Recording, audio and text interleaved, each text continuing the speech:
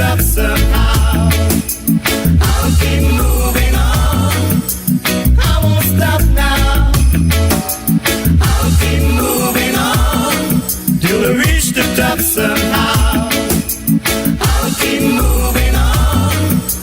I won't stop now. I'll keep moving on till I reach the top somehow. I'll keep moving on.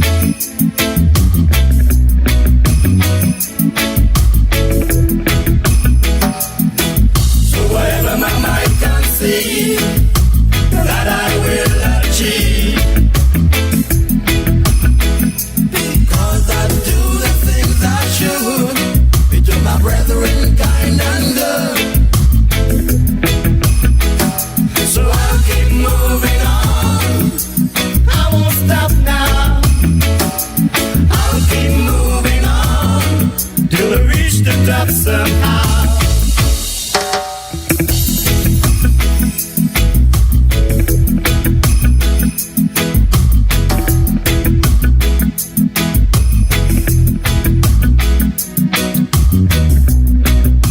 Yes, a Straight Dog family, it's time.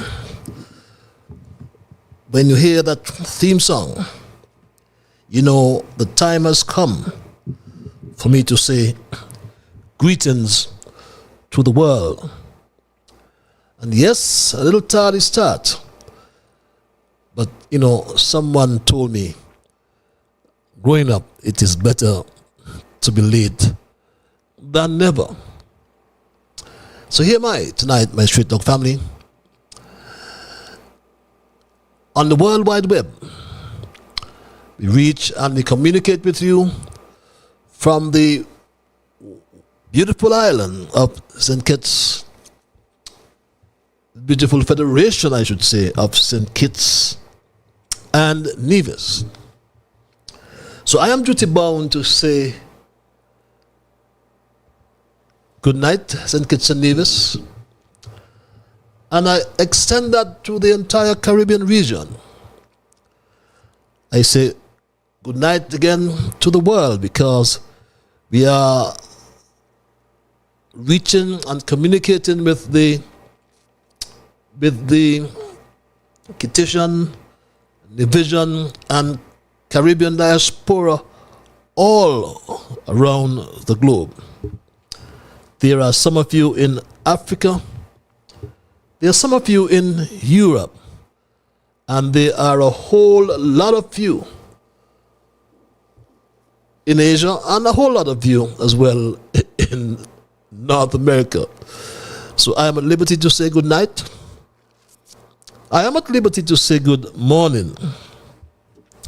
And I am at liberty to say good afternoon as well, because one of such greetings will be applicable to the region in which you now find yourselves. Did I apologize? I owe you an apology for a little tardy start. But there's some of you who share our link, and we are grateful for that. Because when we do, you get first timers, you bring us first timers. And for the first timers, I want to inform you that Straight Talk is a public service program that facilitates and promotes free, underline free expressions on all issues of national, regional, and international interests, be they legal, be they environmental, be they technological, social, economic, and or political issues. On Straight Talk, we do have a forum to express yourselves freely. On this program, we try to raise the level of national, regional, and international consciousness. We try to raise the level of national, regional, and international discourse. And we do so by alerting our people to their rights, to their responsibilities, and certainly to their obligations. My name is Ian Patches Liebert, and I give Almighty God thanks for blessing me with yet another opportunity to join you in conversation on yet another occasion. And as your host, I always pledge to remain an untiring advocate of truthfulness, as I'm always reminded of the words of a favorite hymn of mine. The excerpt goes something like this: we are all called to be God's prophets, speaking for the truth and for the right, standing firm for godly justice, and bringing all those evil things to light. So let us seek the courage needed, our high calling to fulfill, that we may all know the blessing of the doing of God's will. And my Straight Dog family, and especially for the first timers, nothing, absolutely nothing is watered down on this program. We never tried to make it more interesting by omission or by exaggeration. We're not about sensationalism, especially when that comes at the expense of accuracy, because we always try to lean on the facts. Because it's my duty to present what I call the unvarnished truth, the plain truth, nothing but the truth. And when it comes to governance, transparency, accountability, and that applies wherever you are, in St. Kitts and Nevis, or wherever you are in this world, because we reach and touch you, and we are joined with people in the Federation, all across the Federation. We are joined with people in the diaspora all around the world. Some we know, and we have met. Some we know and we'll never ever meet physically. No, we meet spiritually. Most of us every Monday and Thursday. But let's all remember nonetheless and give God thanks for helping us to understand how good and how pleasant it is for brethren to dwell together in unity, my Straight Dog family. So let's therefore hope and pray for the day when we will all sing His praise together. Welcome again, my people, and thanks for all of you who continue, as I said, to share the link. I must also advise our first timers that Straight Talk is a participative program. By that I mean we include your calls, and we do include your emails, and the numbers are on your monitors. The numbers are on the screen, my Straight Dog family. And for those of you who like what I call the cloak of anonymity, you don't want to be heard. Some people just don't want to be heard. So we give you access via our email platform, and that email address is on your monitors as well. One word, straighttalkpatches@gmail.com. We also heard live on Alexa. If you have that app, just say, Alexa, play Massive Vibes Radio. And I thank my brother for giving us that access at a nominal cost.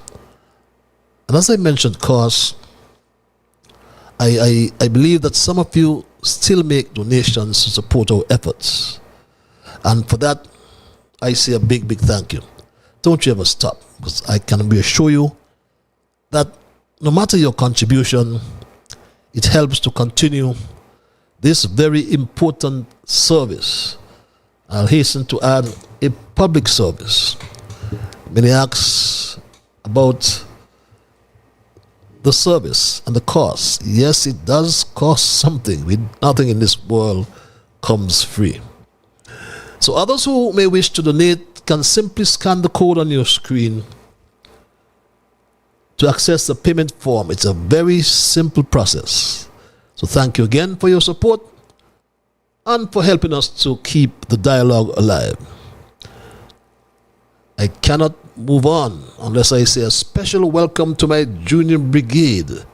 Jasmine has joined us, has joined young Dwayne, Tristan, Shama, Kevin, Rue, Jamal, Travis, Travon, Saraya, my dear, or the dear friend of my grandson, Neema. How are you, Neema? I was school today. And to the special lady in St. Louis. We normally start with our observations, and I do have two observations tonight, my Straight Talk family, after which we will begin our thesis for tonight, which I have titled, Not Fear, Only Mark and Momma Brantley Getting a Share. So please don't you change the platform, the link, spread the word that Straight Talk is live on social media, YouTube, Facebook, and Alexa. And our first observation, lest we forget, my Straight Talk family, the East Coast Housing Development Project.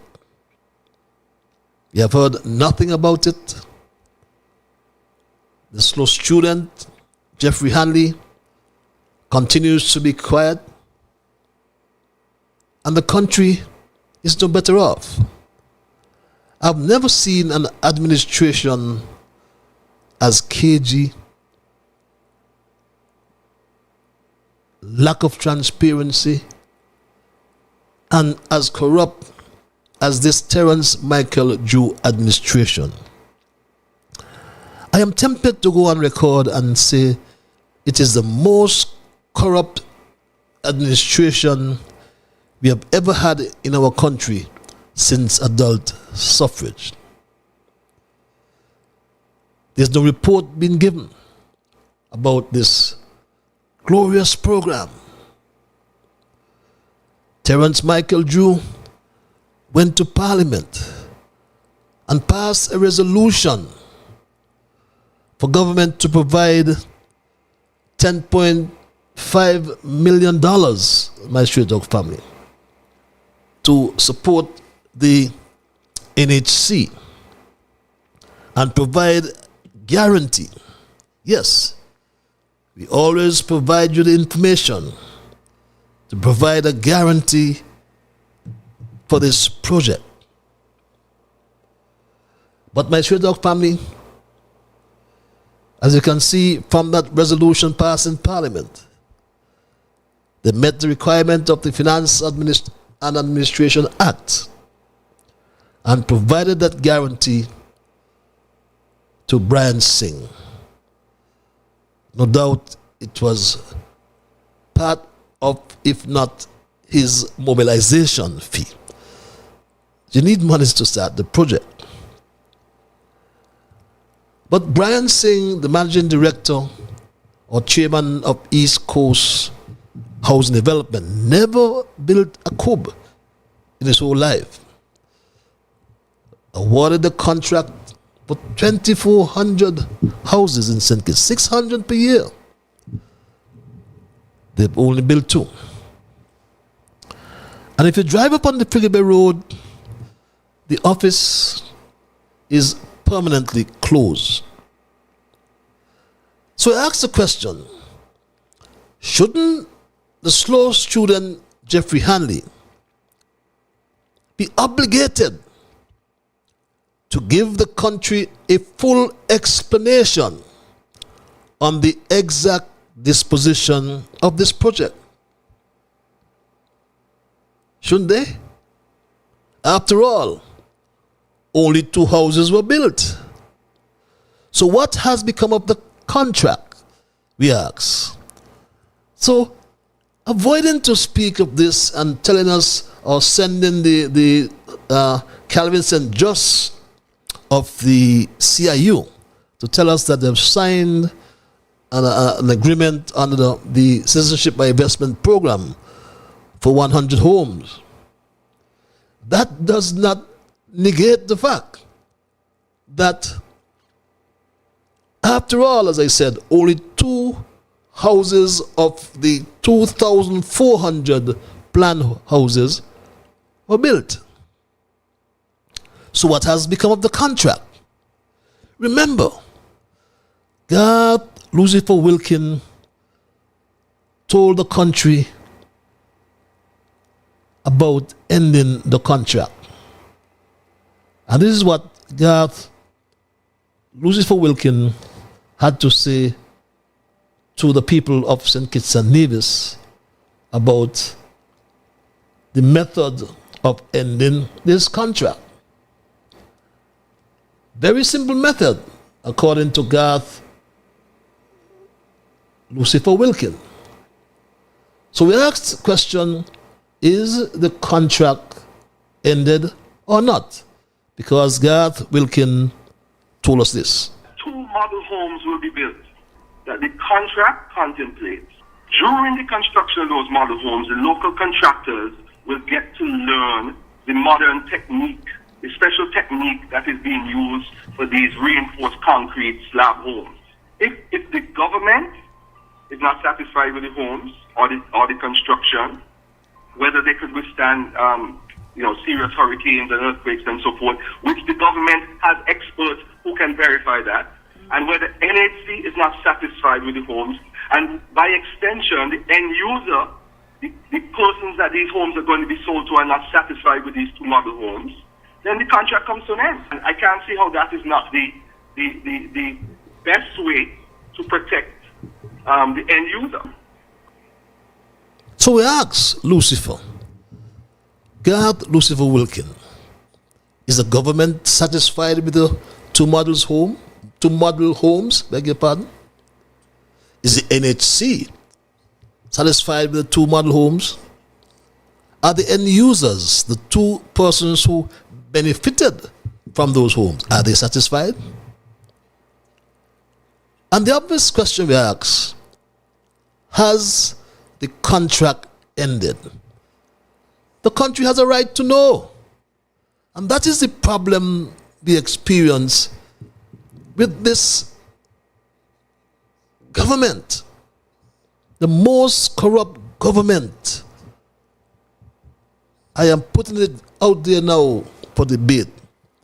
The most corrupt government we've ever had in our country since adult suffrage in 1950. Is it 52? 1952. So we need answers, my Straight Talk family. Similarly, for my second observation, as I said, this government is the most corrupt government ever to hold office in this country since adult suffrage. And I can defend anyone who wants to dispute that. Look at it. There are 4 public benefit options approved by the Citizenship by Investment Unit. The Robert Llewellyn Bradshaw Airport Expansion Project,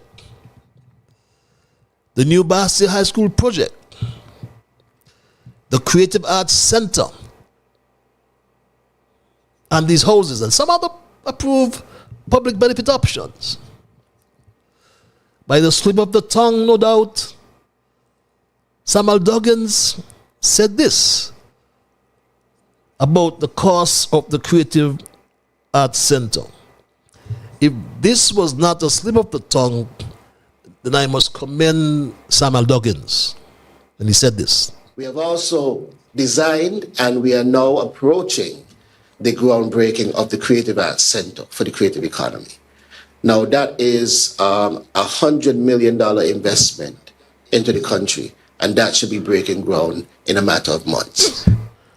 At least he told us the cost of that project.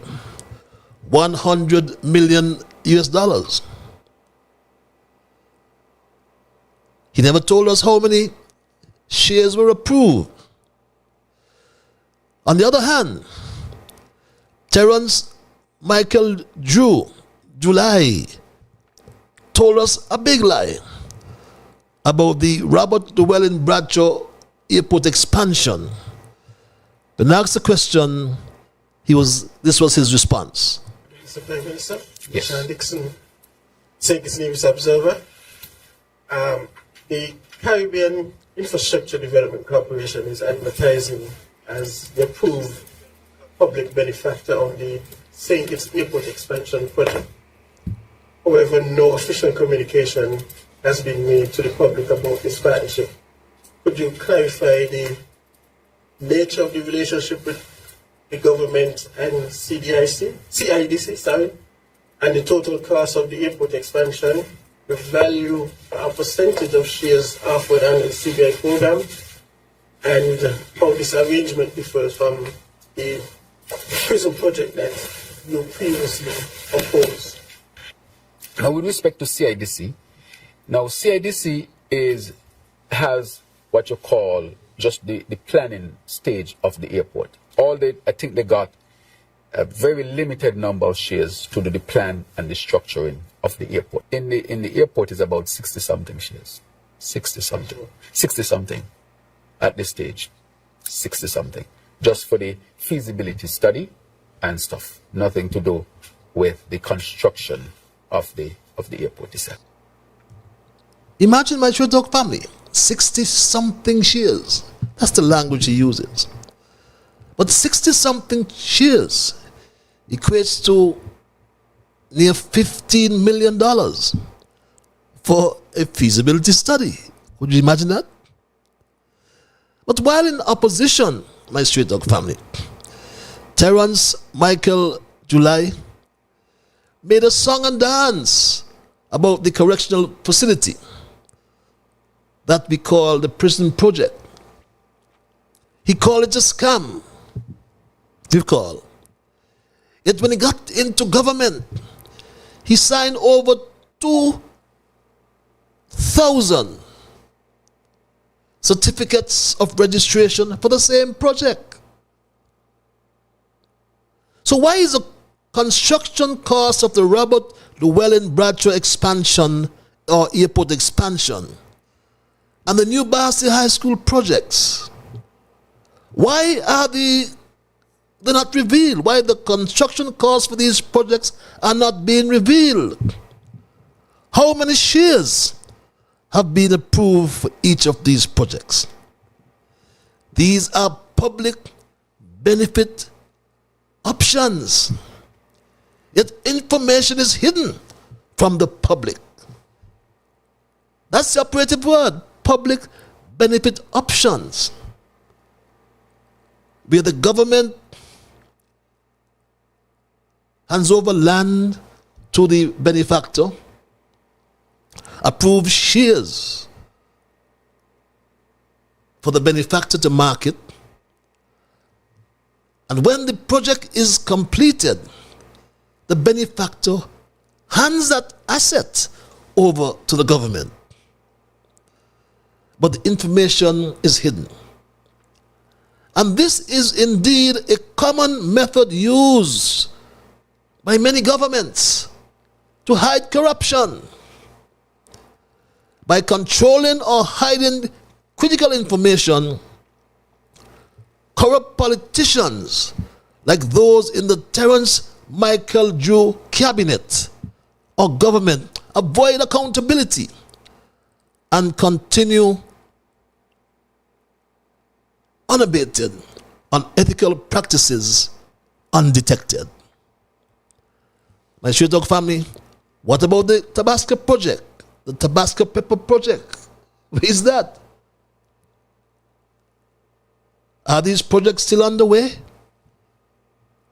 These are the questions, believe, with Terence Michael Drew and his cabinet. Cabinet Secretary, Dr. Nato, perhaps you can call Straight Talk like you called Freedom a few days ago and give us an update on all these issues that I raise. And those are my observations and review for tonight, my Straight Dog family. And I move right into my thesis, which I mentioned earlier. I have titled Not Fear. There's only Mark and Momma Brantley getting a share. And that is truth, my Straight Dog family. Only Mark and Momma Brantley getting a share. And as I said, that cannot be fair. My Straight Dog family, today, the 11th of September, makes exactly 1 month. 1 month since the passage of the Special Sustainable Zone Authorization Act after its second and third readings in the National Assembly on the 11th of August 2025. That's your dog family. Remember this? Question is that the bill shortly entitled Special Sustainability Zones Authorization Bill 2025 be read a third time and passed into law. Those in favor? Aye. Those against? The ayes have it. A bill to authorize and empower the Prime Minister with approval of Cabinet and, if necessary, the Nevis Island Administration to enter into development agreements for the establishment of special sustainability zones on real property within St. Christopher and Nevis and to provide for related or incidental matters, otherwise known as the Special Sustainability Zones Authorization Bill 2025. The bill shortly entitled Special Sustainability Zones Authorization Bill 2025 has been read a third time and passed into law. So passed into law 1 month ago. But those who supported this bill continued to refer to it as a simple framework. But it continues to be debated in every nook and cranny across the Federation, on the passenger buses, on the street corners, in the rum shops, and even in the churches, as it has also become a contentious topic across the political divide in St. Kitts and Nevis. While the Prime Minister Terence Michael Drew, who tabled a bill in Parliament, has not said much on the issue, it is Mark Brantley, the Premier of Nevis, who has been forced to make the rounds on every media outlet, trying to do what some call damage control. But every time Mark Brantley opens his mouth, he bolsters the case for a special prosecutor to probe into this land grab matter. But our legal system is perverted by politics. That's a sad thing about our system. Under the current dispensation, a special prosecutor would never investigate Premier Mark Brantley and his wife Sharon Momma Brantley, because there is this anti-corruption law passed by the tainted Attorney General Garth Lucifer Wilkin. But as far as I recall, he has not operationalized the legislation, as he has never appointed a special prosecutor. The Director of Public Prosecution, Adlai Smith, in the meanwhile, has turned his head in the other direction and looks to the same Attorney General to renew his contract, which is almost at an end, and looking to renew it for 2 more years, in spite of his earlier fancy-sounding rhetoric. Adlai Smith said this. Wanted to get an opportunity to see my vision for our prosecution department actually come to light, right? I think that, and I think it's not just here in St. Kitts and Nevis or in Antigua and Barbuda, but there's widespread dissatisfaction with the justice system, I find. And I think one of the reasons for that, or one of the key reasons for that, is that the stakeholders in the system are not sensitive to the needs and the interests of the people that it serves. Stakeholders in the system such as? Well, the politicians who hold the ministryship or who head the ministries which have responsibility for the courts, number one. Those persons who are actually in the system, like for example, the prosecutors. I can't say the judges because judges have a very limited role insofar as what they can do and what they can say. The police and so on and so forth. We must realize at the end of the day, there's a reason why we're called public servants. We serve the public. Once we cease to serve the interests of the public, what in essence we have become? Public masters. Imagine that, my street dog family. Fancy talk. As I said, fancy talk coming from Adlai Smith, the director of public prosecution. Meanwhile, Premier Mark Brantley tries to distance himself from the corruption and just recently revealed that his wife, Sharon Momma Brantley, knew Oliver Johnson before he did. My street dog family. And all this did was to open a can of worms and derive many more questions. Was this influence peddling? Was this ensuring a fair share for Mark and a fair share for his wife, Momma Brantley? But the visions, I contend, would only get their share when the Director of Public Prosecution, Adlai Smith, get some courage, get some guts, and along with Inspector Watts, begin a fair investigation against Mark and Sharon Momma Brantley for bribery, for corruption, for influence peddling, and conspiracy against the people of Nevis, and by extension against the people of St. Kitts, Nevis, and Nevis. A special prosecutor need to probe the land purchase deals, my street dog family. A special prosecutor need to probe these deals negotiated by Sharon Momma Brantley, who her husband referred to as the go-between, Oliver Johnson, and the landowners. This is what he referred to her, as the go-between, my street dog family. We don't need to repeat that. We know what he said.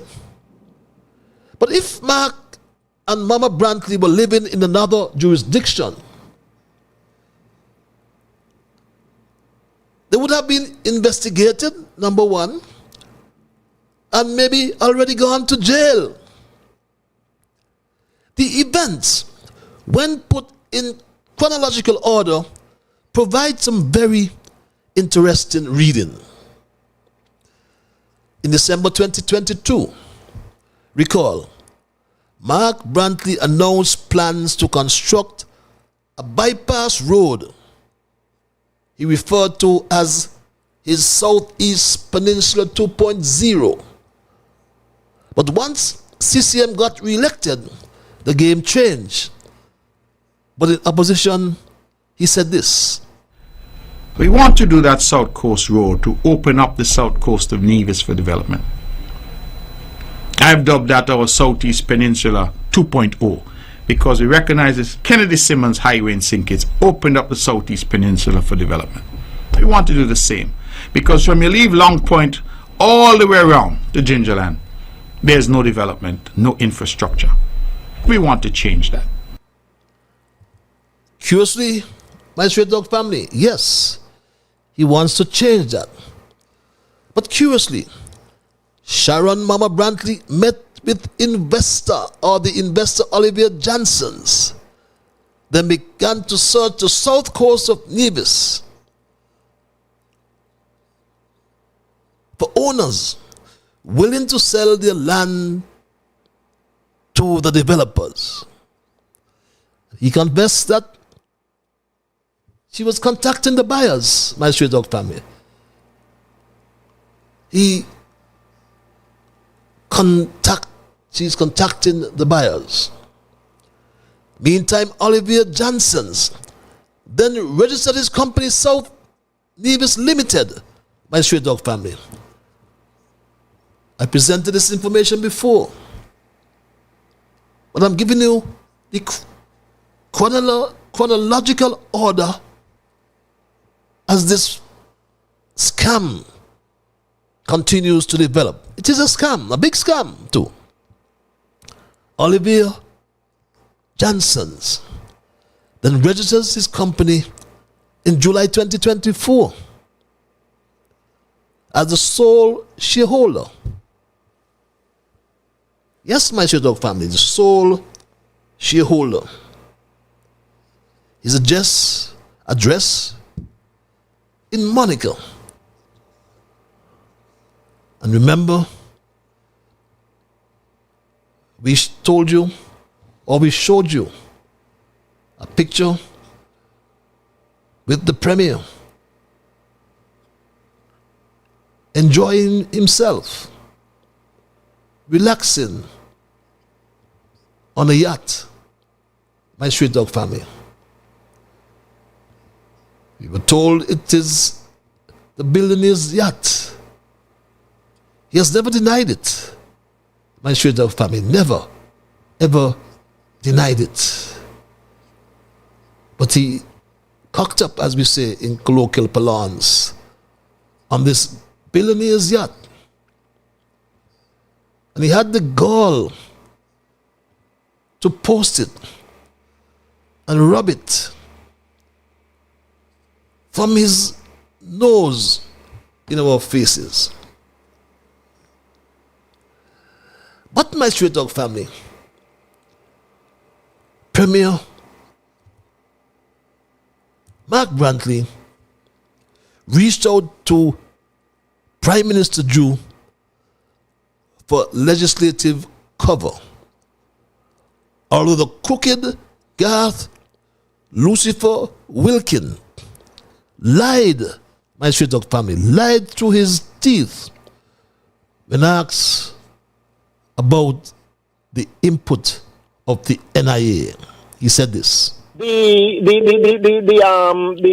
law that passed in the parliament where occurs so much controversy in Nevis right now.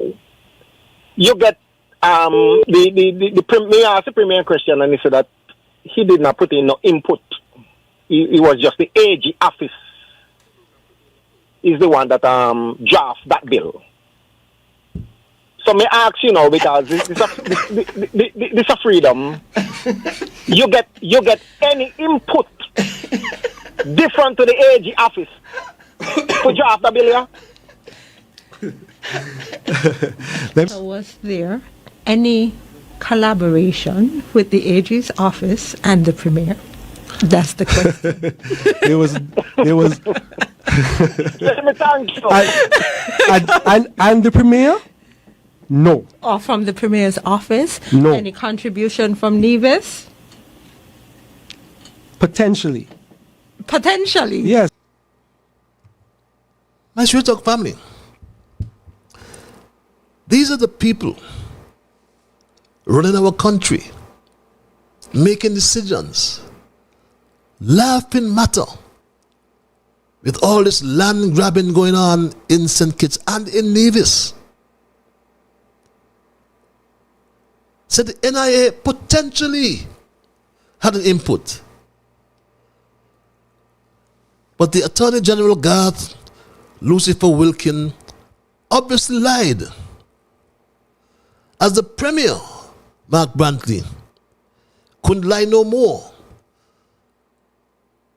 because he debunked that bold-faced lie and confirmed that the bill had an input from the NIA legal department. And he had signed up the bill. And I must commend Banky and Ras Tafari, I think he is. I listened to that program for the first time, and they outfitted well. Did a good job to pull this out of the Premier Brantley.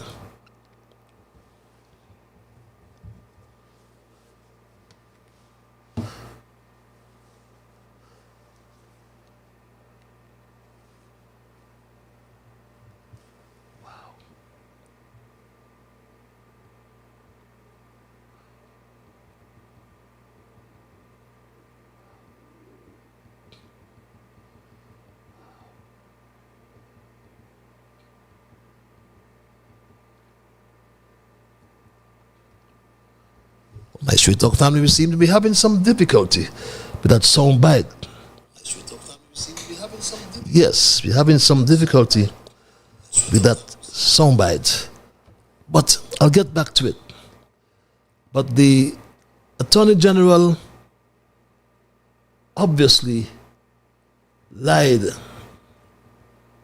through his teeth, because Mark Brantley did in fact say that the NIA had sight of this bill. I think I can play that right now. I'm sorry about that. Let me get that up for you, my Straight Talk family. Popping up even in the feed. You were not responsible. Of the bill, we did not draft the bill, but we had sight of the bill because, of course, there were provisions in there that impacted Nevis. And the question of how a zone could be created in Nevis. So that bill would have come in draft to our legal advisor in Nevis on that issue. Because the provisions that impacted Nevis, obviously, we would have liked to have seen that the necessary safeguards were there and that control of lands in Nevis would remain firmly with the NIA. And it is on that basis that we said, fine, we had no objections to this bill. Okay, so Mr. Brantley, to be clear, because I think this is one of the questions that I'm seeing popping up even in the feed, you were not responsible or part of the crafting of the bill, as you have just explained. Well, let me say, language is important. You say the crafting of the bill. I did not draft the bill. No. Right. Okay, I did not craft the bill. No. The bill was created at the Attorney General's office. That's a standard operating procedure for any bill that goes to the National Assembly. But what I'm saying is that this bill in its draft form did come to our legal department because it had provisions impacting the island of Nevis. And we clearly had to be satisfied that those provisions were satisfactory to us. So, the AG, a court cited him for criminal conduct. He doesn't seem to want to change. And he told this lie, blatant lie, when asked the question. The law that passed in the parliament where I cause so much controversy in Nevis right now. You get the premier asked the premier question and he said that he did not put in no input. It was just the AG office is the one that draft that bill. So may I ask you now, because this is a freedom. You get any input different to the AG office to draft the bill, yeah? So was there any collaboration with the AG's office and the Premier? That's the question. There was Let me thank you. and the Premier? No. Or from the Premier's office? No. Any contribution from Nevis? Potentially. Potentially? Yes. NIA have sight of the bill. We did not draft the bill, but we had sight of the bill because, of course, there were provisions in there that impacted Nevis. And the question of how a zone could be created in Nevis. So that bill would have come in draft to our legal advisor in Nevis on that issue. Because the provisions that impacted Nevis, obviously, we would have liked to have seen that the necessary safeguards were there and that control of lands in Nevis would remain firmly with the NIA. And it is on that basis that we said, fine, we had no objections to this bill. Okay. So my Straight Talk family, it was a laughing matter for Attorney General. Why? We don't know. But it's a serious matter. And to close the chronological loop, the Premier announced receipt of a proposal that is being reviewed by the NIA cabinet. So Straight Talk come to you not with hearsay, but always with facts. Facts that demand our attention, our courage, and most importantly, our action. They understand that the NRP will be taking protest action tomorrow. And I'm happy to learn that people are getting the courage. Because when you reflect on December 2022, the people of Nevis were told of grand plans, promises of progress, wrapped in ribbon and sold as Southeast Peninsula Road 2.0. A road that was expected to bring development, jobs, and opportunity to the shores of Nevis. But as soon as the election dust settled and the CCM was returned to power or to office, the game changed. Suddenly, the promise turned into silence. Money, they said, they didn't have.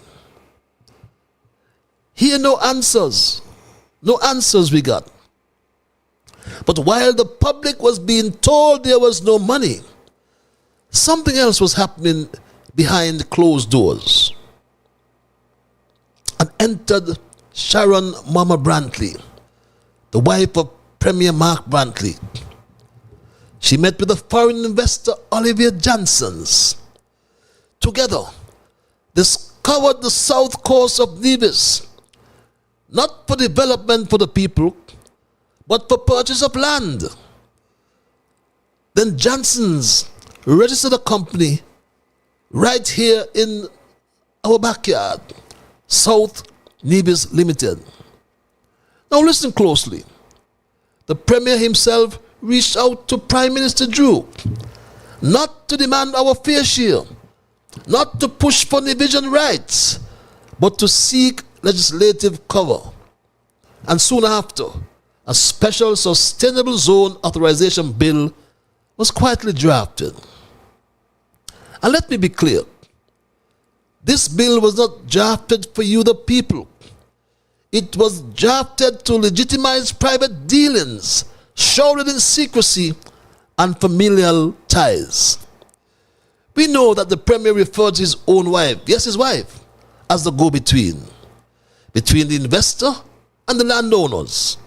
The same landowners from whom land was purchased for a development that he, as Premier Mark Brantley, must ultimately approve.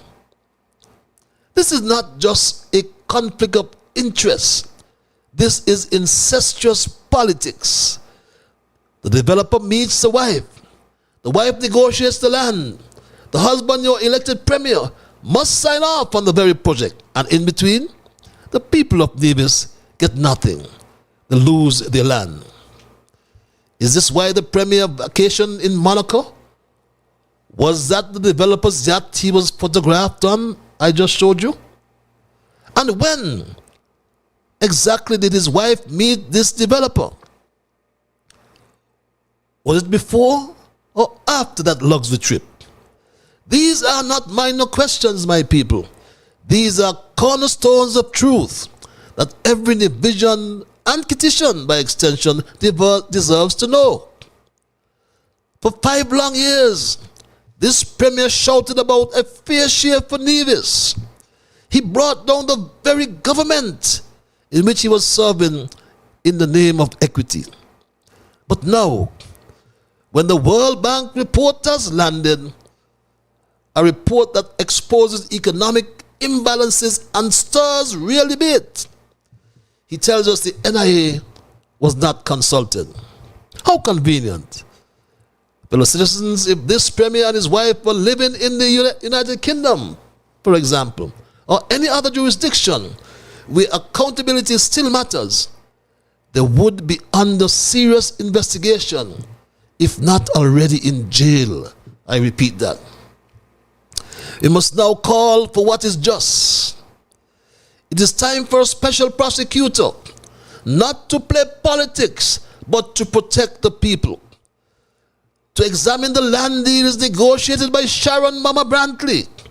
To trace the money ask the hard questions to find out whether the lands were sold, not for development, but for personal profit.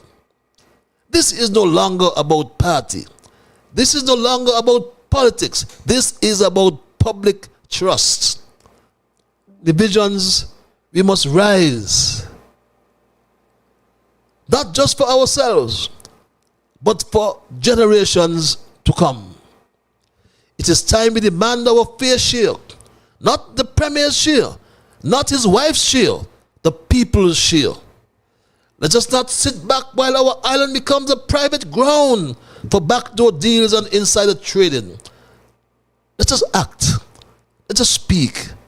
Let us be heard.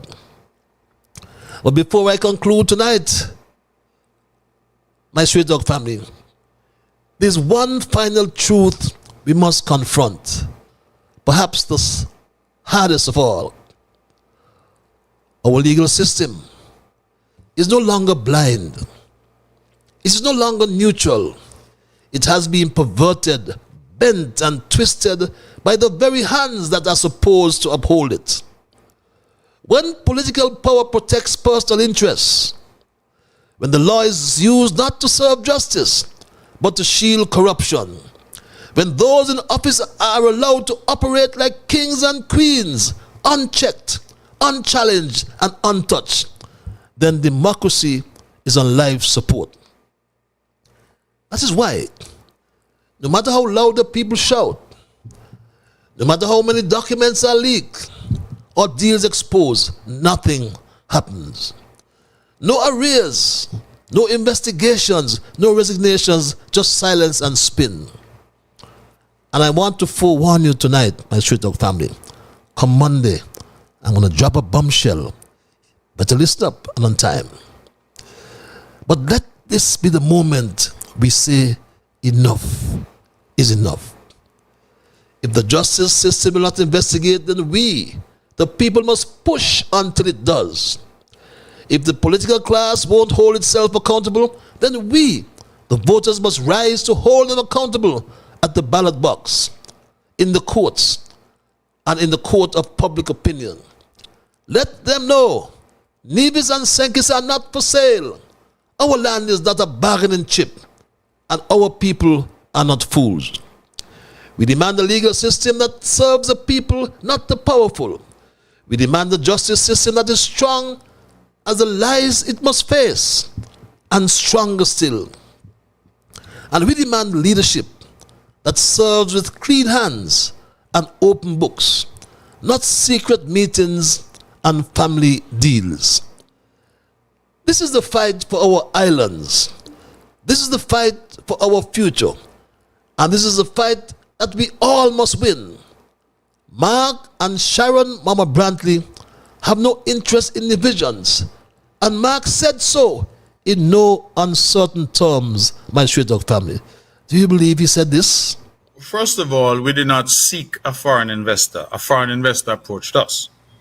Okay. Secondly, those lands have been sitting there for 100 years. Some of those lands, over 100 acres in some instances, are owned by one person, one family. So, if they have not seen it fit to try to develop those lands over all those years that they've owned those lands, what is it are we supposed to do? The government has a responsibility to try to create development. In this scenario, you are absolutely correct. We had indicated that we were in the process of having to go out with what is called an RFP, a request for proposals, to have a road put in over there. Once, however, we didn't have the resources to do it. We were trying to investigate the cost. I think some of the figures that were being bandied about is more than $40 million it would cost to put in a road. And so when we heard that there may be a possibility of a development and that we may be able to pass that cost on to those developers, and you said foreign, but I really don't care if developers are foreign or local. In this case, they happen to be foreign. Don't care whether developers are local or foreign. That's the Premier you have. But may God bless us all. And tomorrow, as you march, may justice return to Nevis, and by extension, St. Kitts and Nevis. Because it's not fear. Only Mark and Momma Brantley get in the share.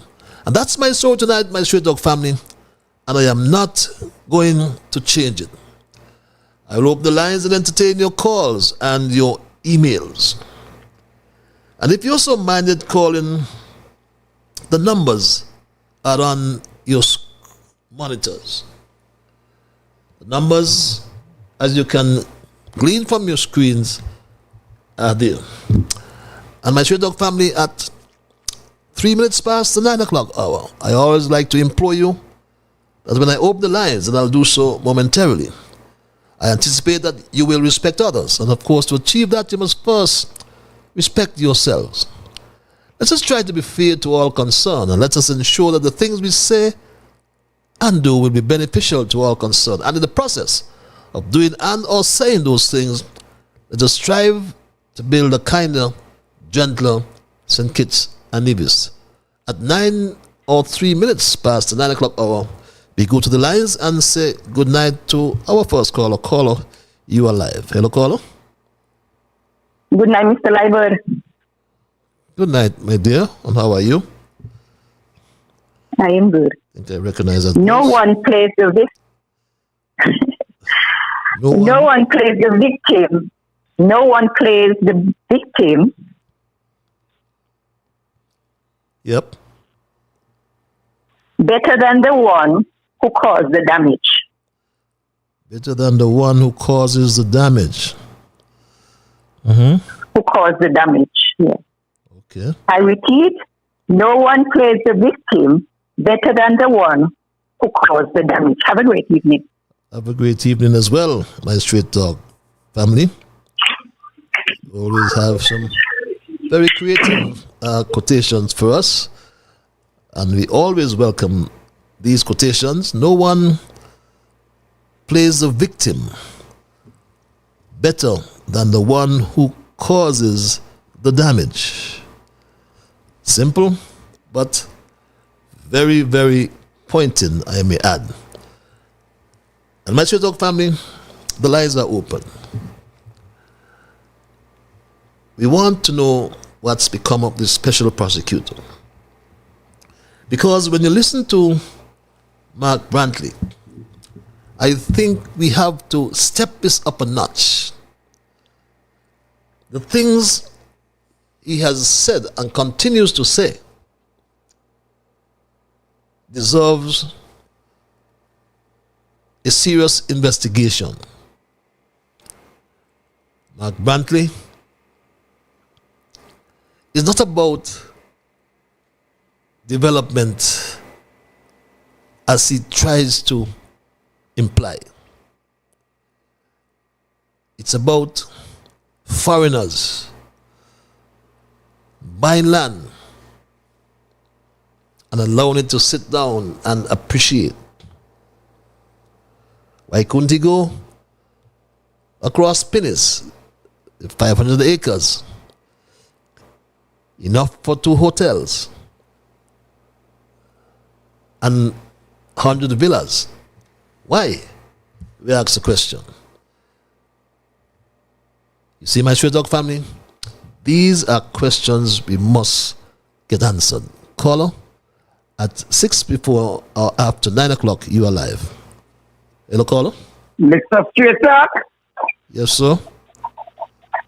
Mr. Straight Talk. Yes, sir. How are you? Abracadabra.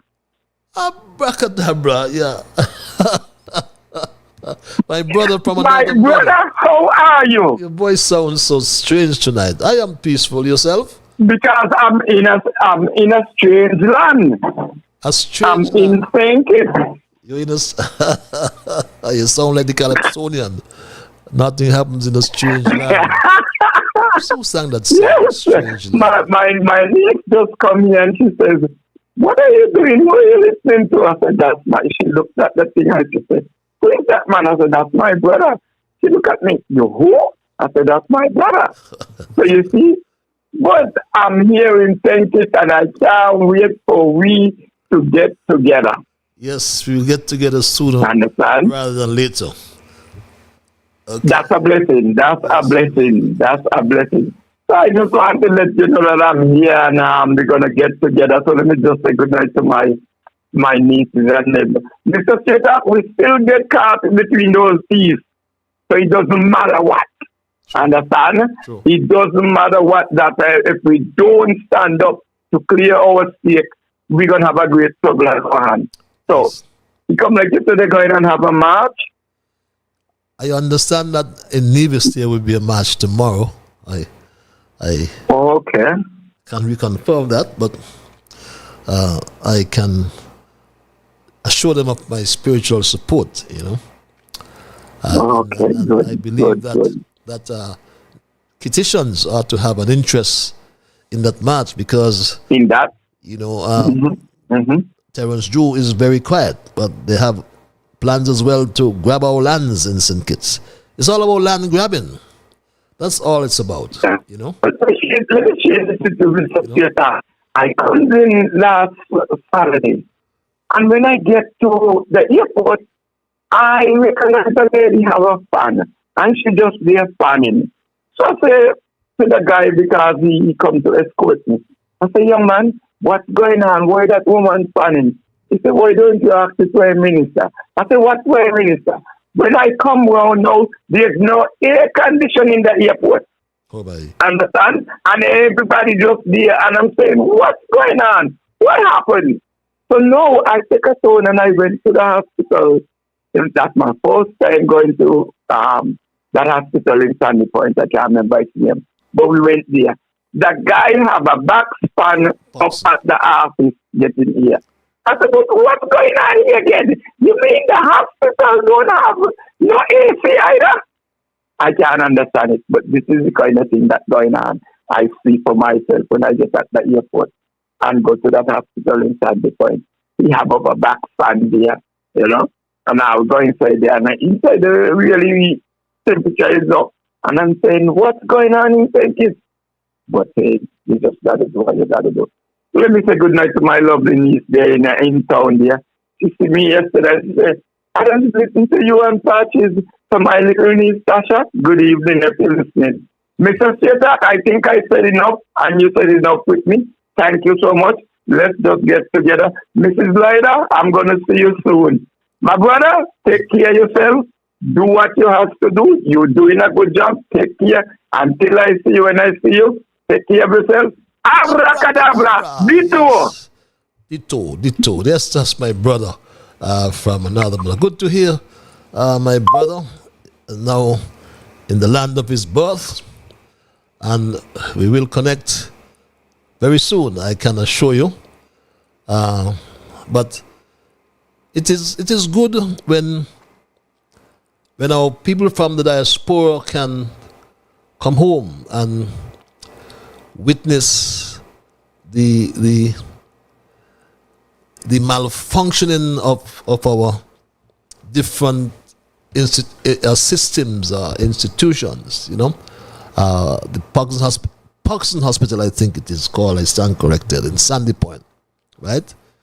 The airport, no air condition, leaking when rain comes. And I understand that one has an entitlement to exercise his or her franchise, and we can't take that away from you. I'm speaking to those in the diaspora. But when you get a free trip and you're bribed with a free ticket, airline ticket, and a night or two in a hotel, you tend to lean to the one that made it possible for you to return home free of cost. But when you would have voted these incompetent bunch of experts, they call themselves experts, so I'll use that term. When you would have put them into power, into office, I should say, not power. We have the power, the people. When you have put them into office and you've gone back, it is we, the people in St. Kitts and Nevis who suffer. And sometimes when we speak out, you think that we are telling lies. When we hear about the cost of living, the cost of a tin of sardine, the cost of a pound of saltfish, which used to be poor man food, mackerel. Mackerel was the poor man's food. Remember our days of mackerel and dumpling? That's all our grandmothers, our mother and father could afford back then. But now, could you afford mackerel? 2 little piece of mackerel for almost $30 at Rams. Could you imagine that? Cornflakes. And all Jew is presenting as a solution is for us to buy inferior brands of milk. That's what he offers. Nothing that is solution oriented. Caller, you're live. Hello, caller.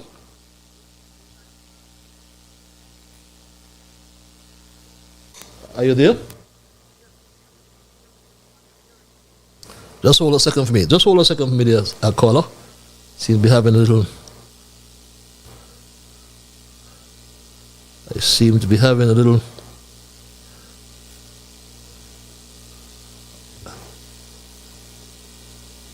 Are you there? Just give me 1 second there. Give me 1 second. Let me get over this technical glitch here. Yes, go ahead, caller. Go ahead in the meantime. Okay. Like I said, good night to all who are listening. The most educated show on the planet, Straight Talk, with the one. This is welcome in for his perspective and observation. Let me say this to the Nevisians. Light the fire tomorrow. I'm triggering off as we have been asking for a protest. Let it be peaceful.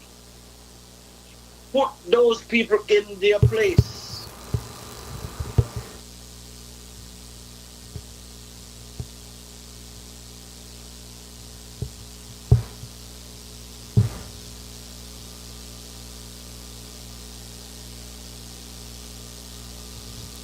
Are you there? We seem to have lost that call. Oh, wow. Seem to have lost that call. Caller, I do apologize for that. We seem to have lost that connection. Let me see what's happening with this overseas line. I'll sort it out for you. We do apologize for that, caller. We've lost that connection, but I'll get this up and running for you as soon as possible. Yes, networks. Yes, yes, we are all here. And what is the problem, my Straight Talk family? Let's go back to.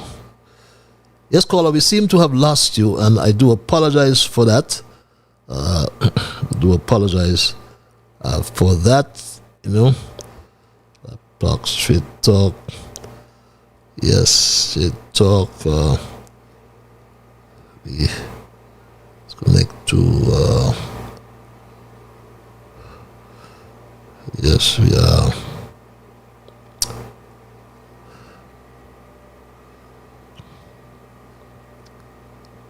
Okay, what's going on here? Oh my gosh. Yes, my Straight Talk fam, it's now it's, let's see, it's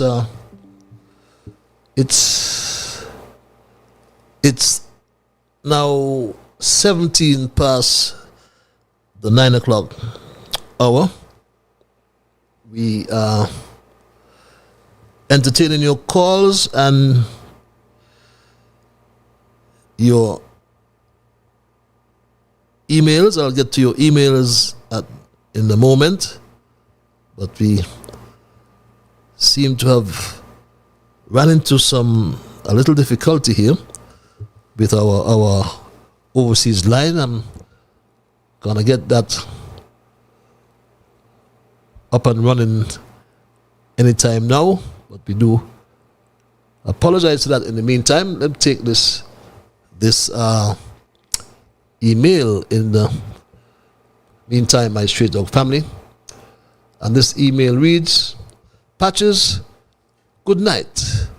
Motto, God came down on the same side as righteousness for once. History will never absolve him, but give him his jacket, Mr. P, that tells us how evil the slave owner's grandchild is.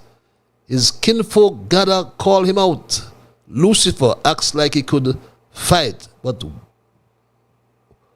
wait, a scandal is about to hit the fan, and you're going to see what a dirty dog he is.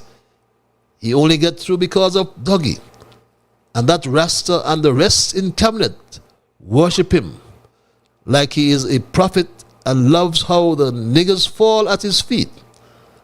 Patches, keep talking and showing the receipts, for there's a bunch of doubting Thomases. Peace and be safe. Read this email. And my Straight Dog family, I just got a message, said they don't believe that Mark said this. First of all, we did not seek a foreign investor. A foreign investor approached us. Okay. Secondly, those lands have been sitting there for 100 years.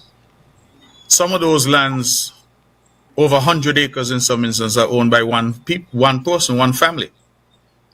So, if they have not seen it fit to try to develop those lands over all those years that they've owned those lands, what is it are we supposed to do? The government has a responsibility to try to create development. In this scenario, you are absolutely correct. We had indicated that we were in the process of having to go out with what is called an RFP, a request for proposals, to have a road put in over there. Once, however, we didn't have the resources to do it. We were trying to investigate the cost. I think some of the figures that were being bandied about is more than $40 million it would cost to put in a road. And so when we heard that there may be a possibility of a development and that we may be able to pass that cost on to those developers, and you said foreign, but I really don't care if developers are foreign or local. In this case, they happen to be foreign. Could you imagine a prime minister telling us he don't care whether developers are foreign or local? Isn't that sad, my Straight Dog family? Sad, sad, sad. My Straight Dog family, we still we're here trying to still get this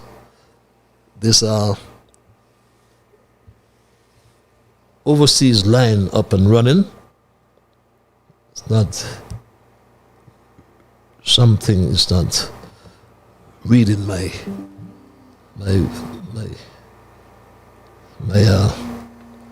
okay, let's try this one. Let's try this one, my Straight Dog family. Are you there, caller? Okay, for those of you trying to get that overseas line, please try it one more time. We'll get you. We'll get you. Yes. Are you there, caller? Are you there? I am wonderful. I told you we'll get it sorted out. I'm sorry about your earlier buddy, but I am peaceful nonetheless. What about yourself? Yeah, let me get straight to it. That was not me earlier, really. No, it was not. That was you. Yes. Yeah. Comrade, colleague, Winston, welcome. Yes. Yeah, you're a good friend. He was a good friend. Yes, welcome. yes. The premier waiting. Yeah, just a reminder. Yes. That's you've been playing the clips of the premier, not the prime minister. I said prime minister. No, this is all right. All right. Did I say a that? slip of the tongue. Okay. Just a slip of the tongue. Wow. But anyway, Patches, let me get straight to it, man. Uh-huh. You know, sometimes we just gotta listen. When we listen, we get to hear and we can interpret and make our own assessment. Let me go back and let me go to a fundamental point. The crafter or the drafter of that bill doesn't necessarily has to be the person that brought the idea forward. That is right. True. Is that correct? Is that correct? That is true. Okay, so let me don't get confused with all this fancy talk. You know what I mean? And this is the example to support that, Patches. Mm-hmm. Sometimes some of these politicians they read from a teleprompter. Teleprompter, yeah. Yeah, okay. And they have persons that write these speeches, right? That's true. Okay, well, guess what? If I come to you and I ask you to write me a letter, who brought the idea forward? Is that you brought the idea or I brought the idea? Who approached who? These are some fundamental questions we just ask ourselves, and when we ask ourselves and we listen, we find out the details and the truth and the facts in most cases.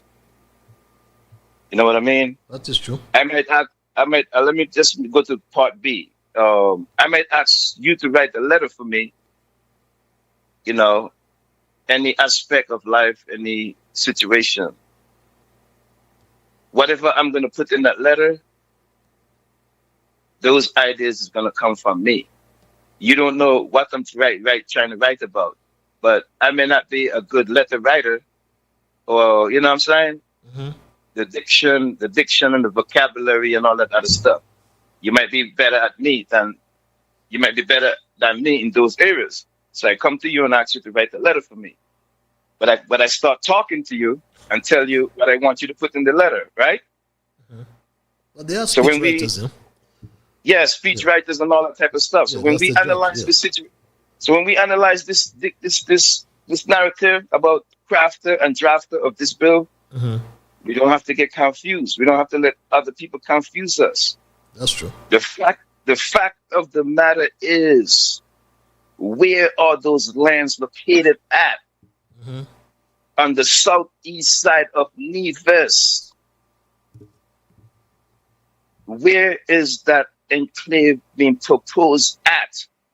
On the island of Nevis. Mm-hmm. So what do you listeners or anybody think, who brought up the idea to put this proposal to the AG and the Prime Minister to table such a bill in Parliament? Anyway, let me move forward quickly, Patches. Like you say, in that local campaign in Nevis 2022, there was a proposal made to put in a road. Yep. That didn't happen. In the meantime, we're hearing that $60 to $66 million coming over to Nevis during that team unity administration, especially. The lands on the southeast side of Nevis were there, sitting there, owned by locals. Private lands at that. The proposed area, the initial proposed area, the government don't have no lands in that area. So guess what? They're going to have to force the hands of the private owners to get those lands away from them.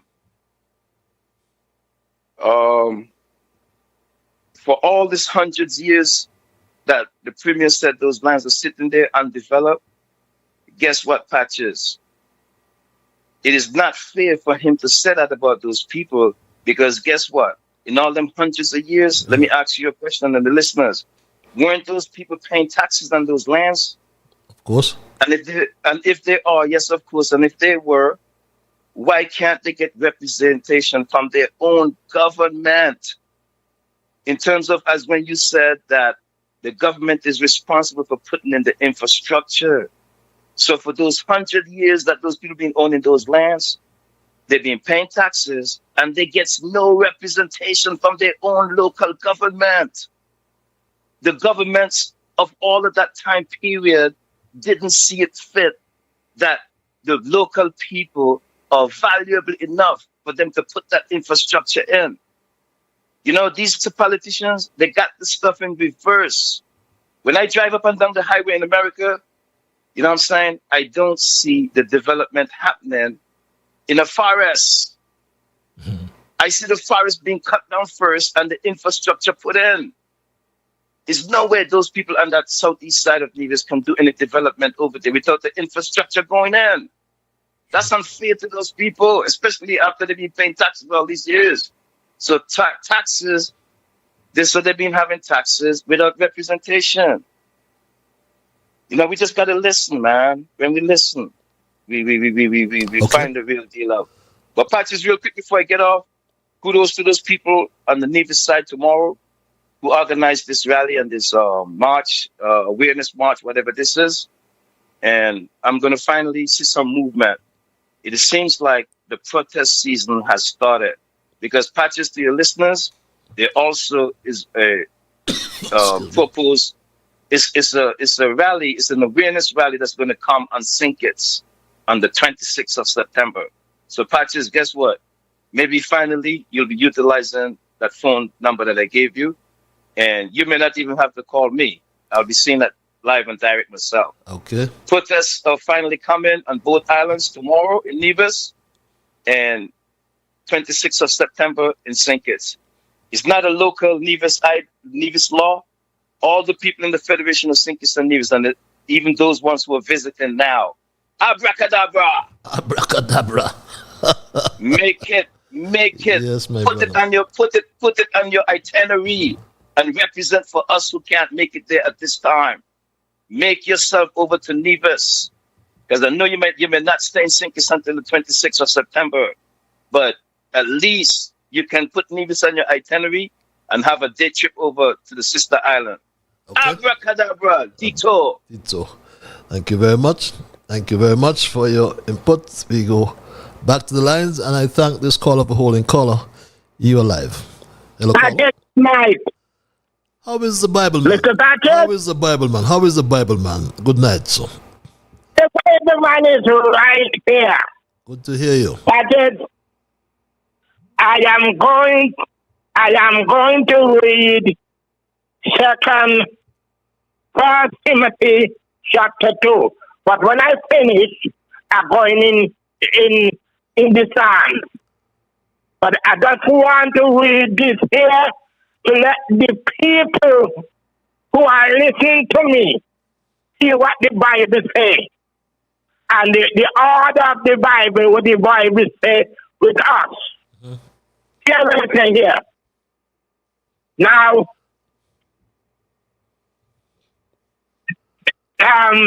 First Timothy chapter 3, First Timothy chapter 2, and First Timothy, I am going to read First Timothy chapter 3. First Timothy chapter 3. Here it says, this is a true saying. If a man desire a bishop office, if a man desire a bishop of a bishop an office, he supposed to have a good work. A bishop then must be blameless.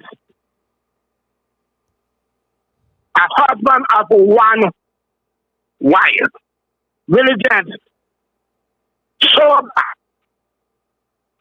a good behavior, giving not to hospitality, except teaching.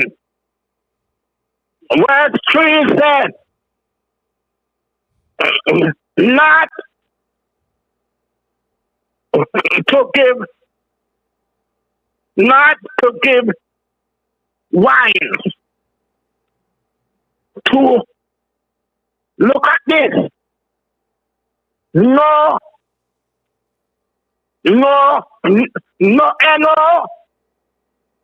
filthy lucre, not greedy.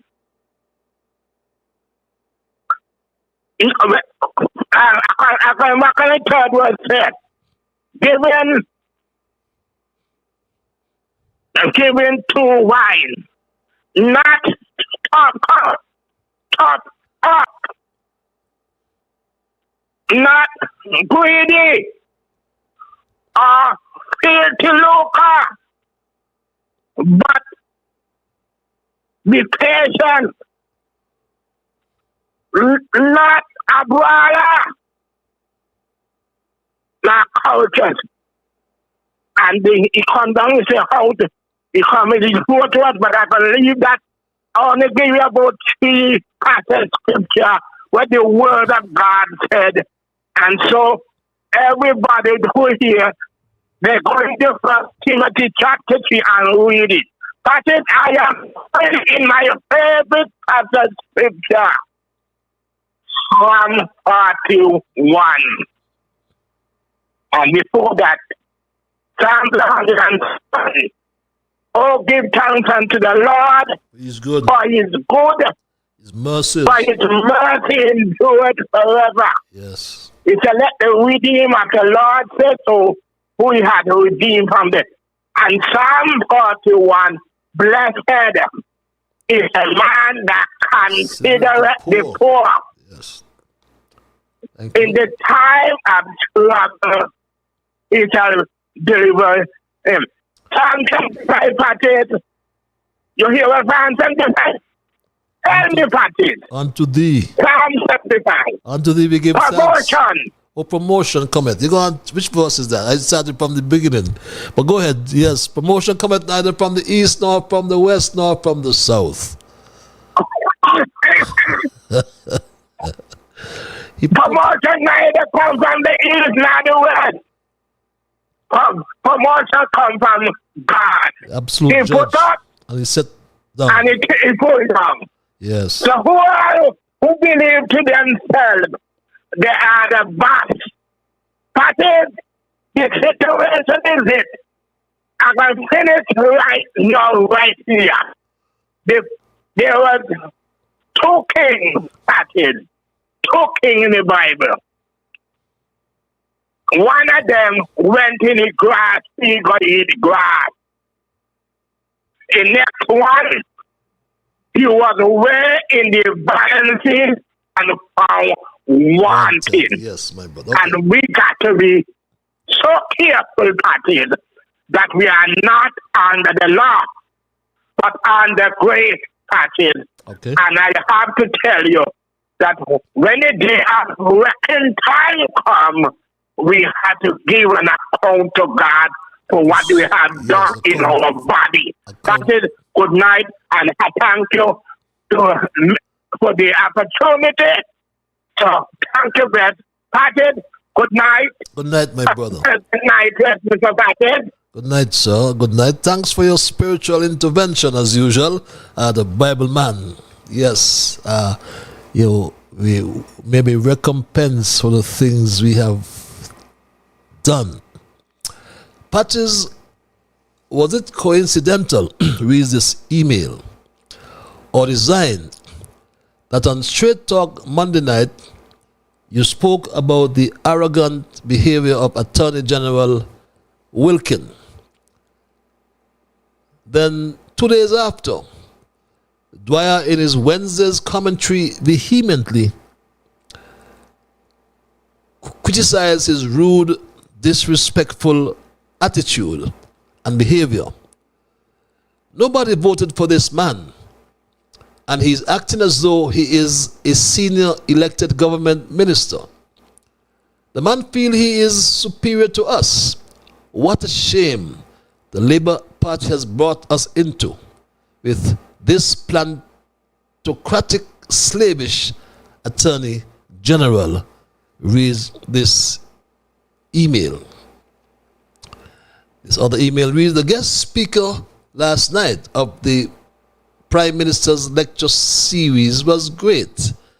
I could have sat there all night until morning listening to her. She was excellent, and her erudite presentation was soon captivating that it drove all the sleep out of my eyes. What was very conspicuous is that Mark Brantley refused to attend and remained in Nevis on his radio show, lying to the people in Nevis, reads this other email. Good night, Mr. Lyburn, reads this other email. Again, thank you for your service to the Federation. Thank you for highlighting the poor language Dr. Joe uses. Why does he constantly embarrass us as a federation with his poor choice of words? Why does the Prime Minister use terms such as 60-something? Then there are his colleagues with fancy talk that make no sense. We as a people are tired of being embarrassed by these undesirable government officials. Yes, enough is enough. Reads this other email. Good night, Patches. Is too much going on in St. Kitts, and we are too quiet. Look what is happening in Nepal and France. I'm not saying we should burn down the place, but we need to get radical and show July and the snake we mean business. It's because of how the citizens are being treated why there is such a backlash in these countries. I hope the people who voted for them see what is happening here in our Twin Island Federation. July and Brantley got to go. Look at what is going on with wholeness in Jamaica. The same will reach St. Kitts and Nevis. One by one, they're going to jail. Reads this other email. We are really on the mark, reads this email. There's a lot of noise. People are concentrating on the sale of private lands. The Premier is making it about people's lands. Abracadabra.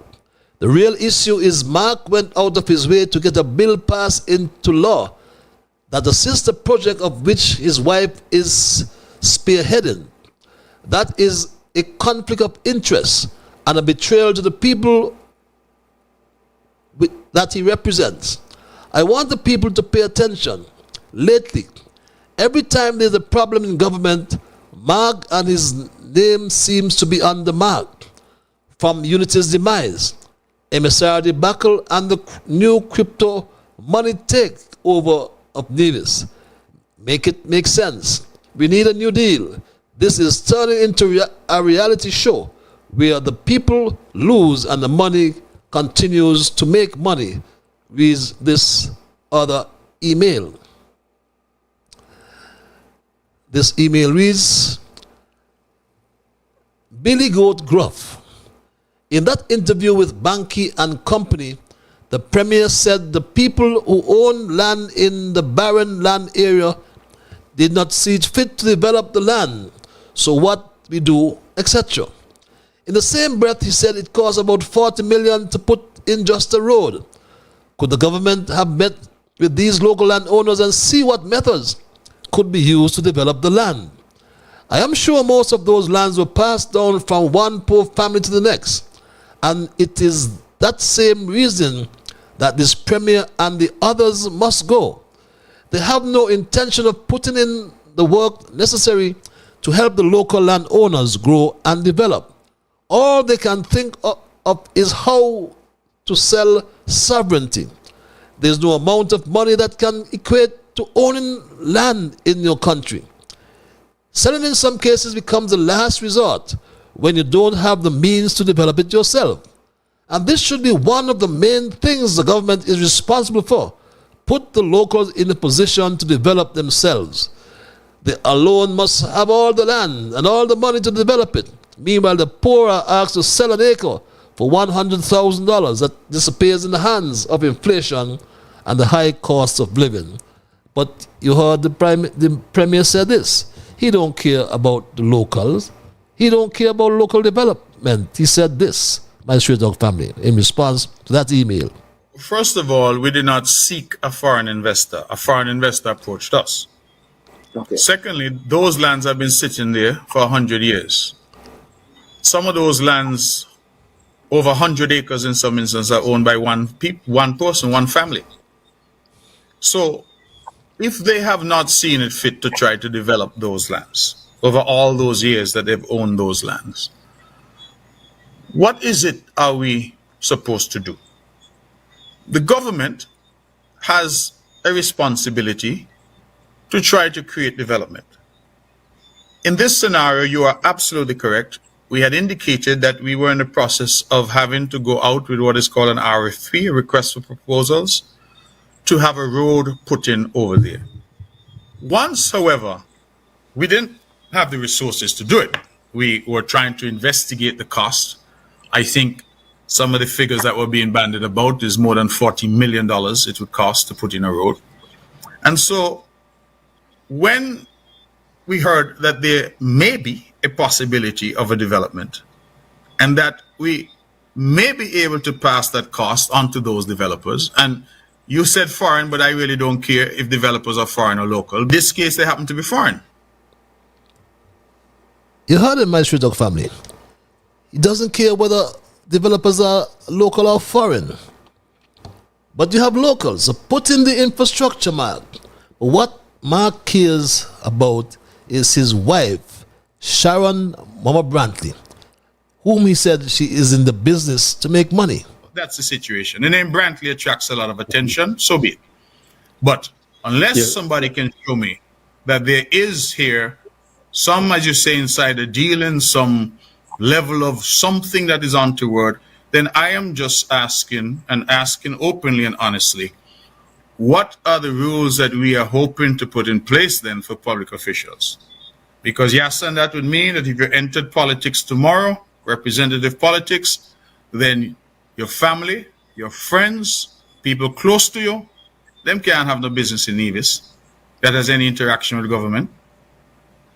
So we must decide. And I've been very, very direct about that. I believe that my wife was a legitimate businesswoman for 20 years, has every right to represent anyone that she can represent in a private transaction. Nobody has suggested she's doing any business with the government or the government is in business with her. That to me would be a conflict. But there's no such evidence and there is no such thing happening in fact. And so the rest of the people who are calculating, I see somebody say how much money she's going to make, or what people in business for? Not to make money? Yes. Sharon Momma Brantley is getting her share. As he said, she make money. That's what she's in business for. Patches, read this email. I have a problem with the Spanish people in Newtown. They too got to go. Anywhere you walk in Newtown, the streets are black. You're wondering if it's the oil from the vehicles. But it is when the Spanish people cook, they throw their food in the streets and all that oil stays right there. It's getting overcrowded here. They are running the locals and renting the places to the Spanish people. We don't want them here in Newtown anymore. Something got to do. Let them go back to Santo Domingo. Look at how Trump is cleaning up America. Some of our citizens are back home. So why can't those Spanish people go back? I have a feeling somebody here is helping them. They even have St. Kitts Nevis passports. Never mind, they're getting busy with our passport. I might have to call the embassy and give them a heads up. Even Jamaicans are using our passport to get visas because they will not get it using their Jamaican or Santo Domingan passports. Patches, something got to be done. Else, the immigration department has failed its citizens and the passport office. They don't question anything. They just hand them our passports. Read this email. This other email reads, good night, Patches. A very good night to you and your listeners. I want to address your last caller, the one who mentioned the airport air conditions not working and the roof leaking there. I have a simple question for him.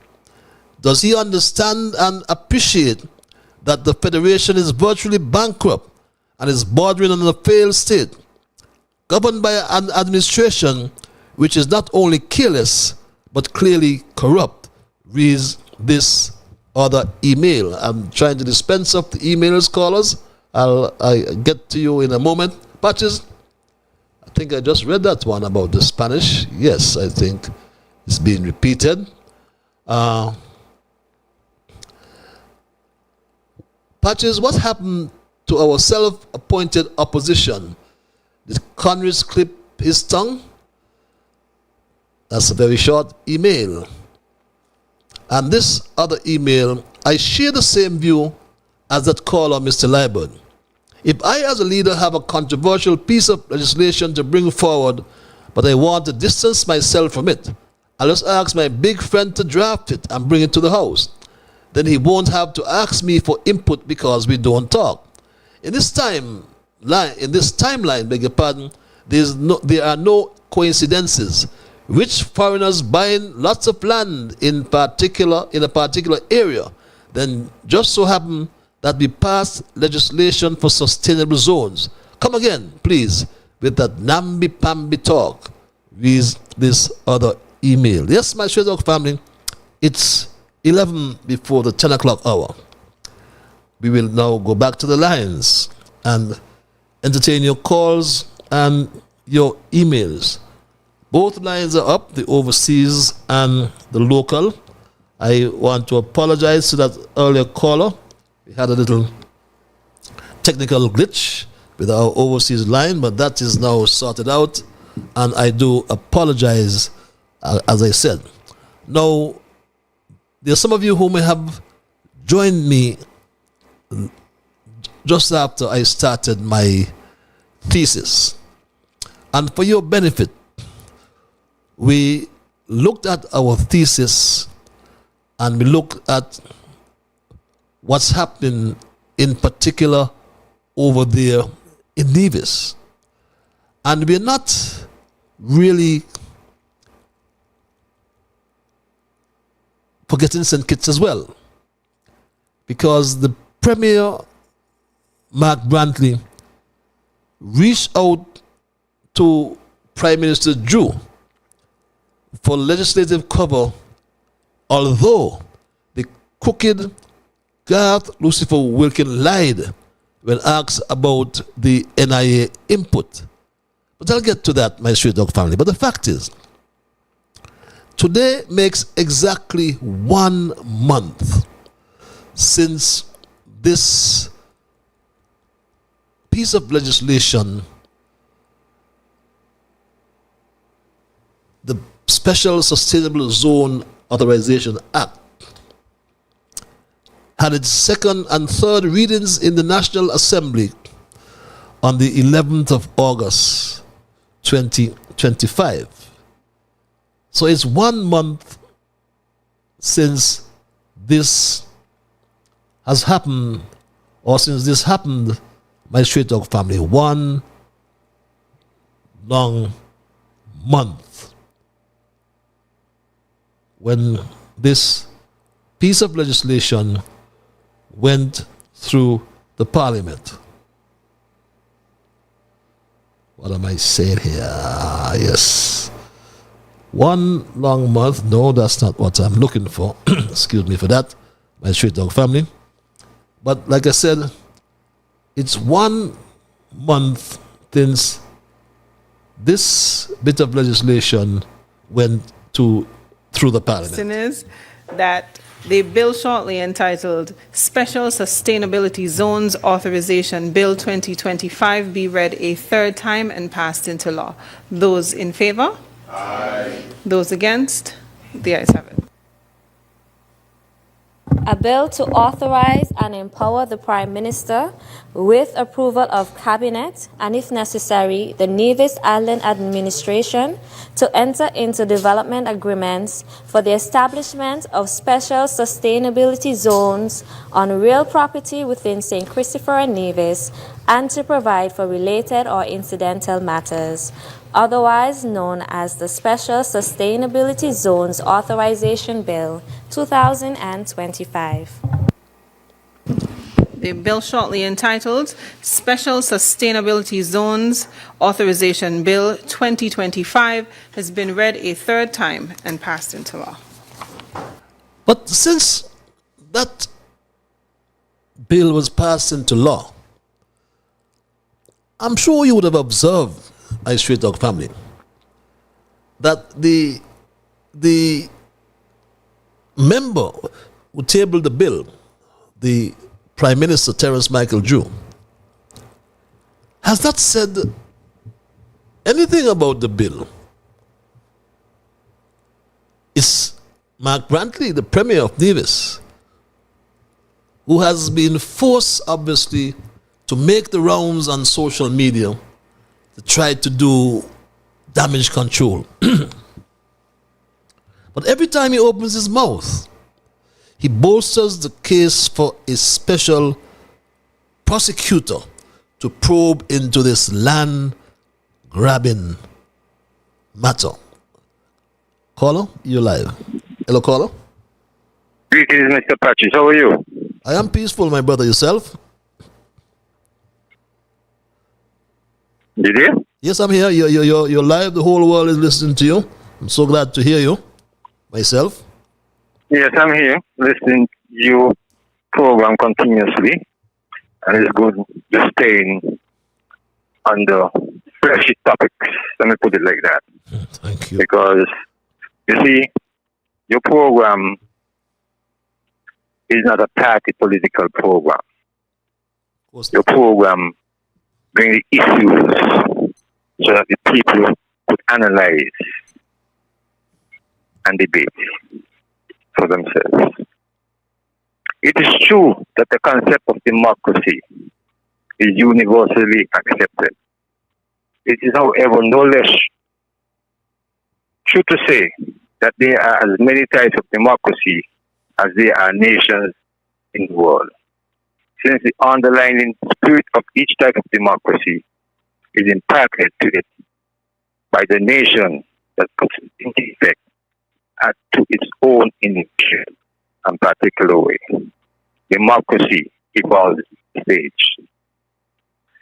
And if we, Mr. Patches, that democracy evolves by stage, I think it's Monday night, he played a video clip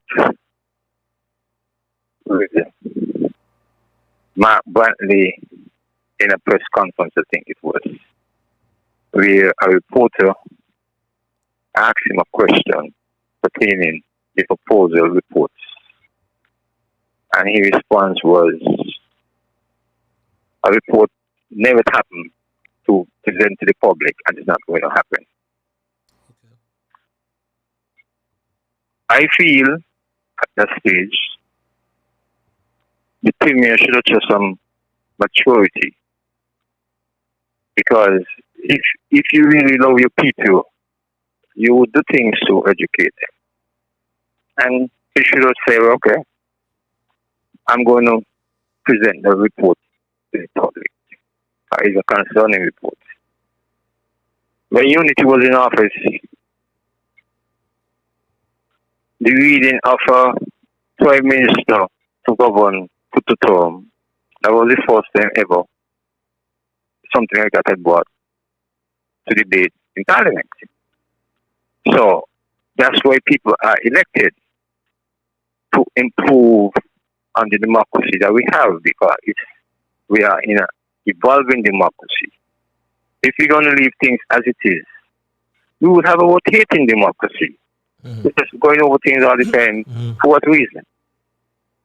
You see, what I realize in two, Mr. Patches, our nation, and not only that, Mr. Brantley know the land them over there was sitting for years. And he was a minister. He himself could have put some proposals to the federal cabinet at the time on behalf of his people.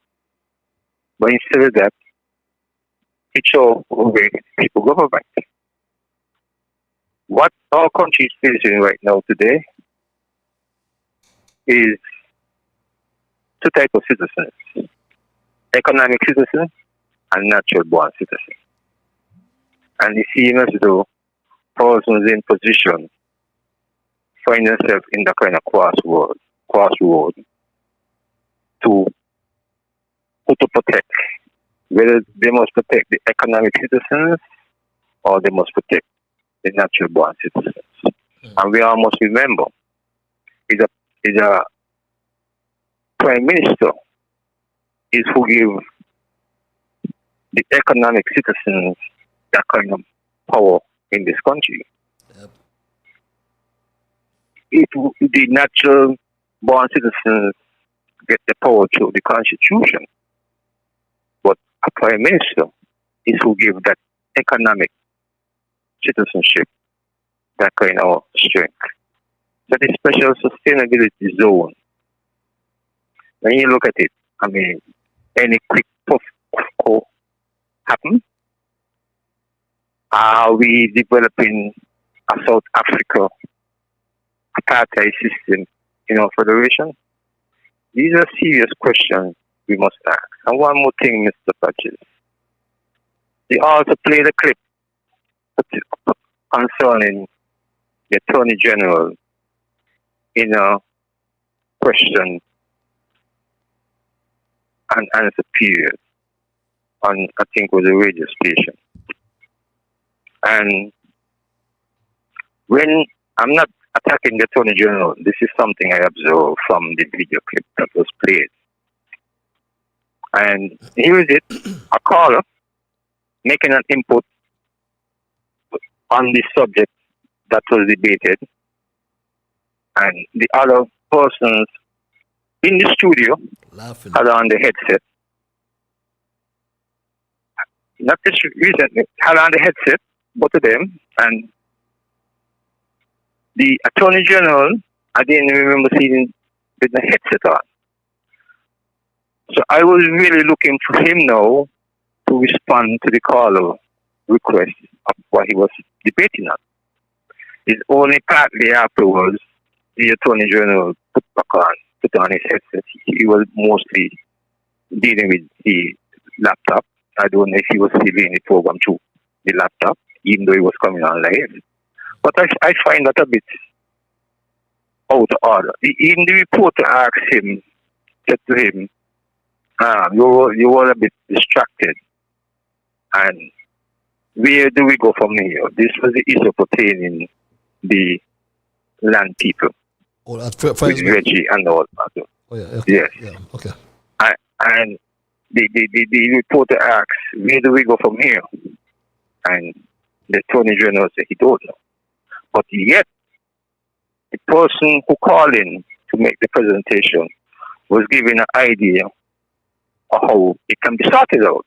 Right. That's why I say we are facing economic citizenship rights and natural born citizen rights. Mr. Patches, you continue to be good and stay strong. Stay healthy. God bless. God bless you as well, good night. my dear brother. Thank you for your your intervention as usual.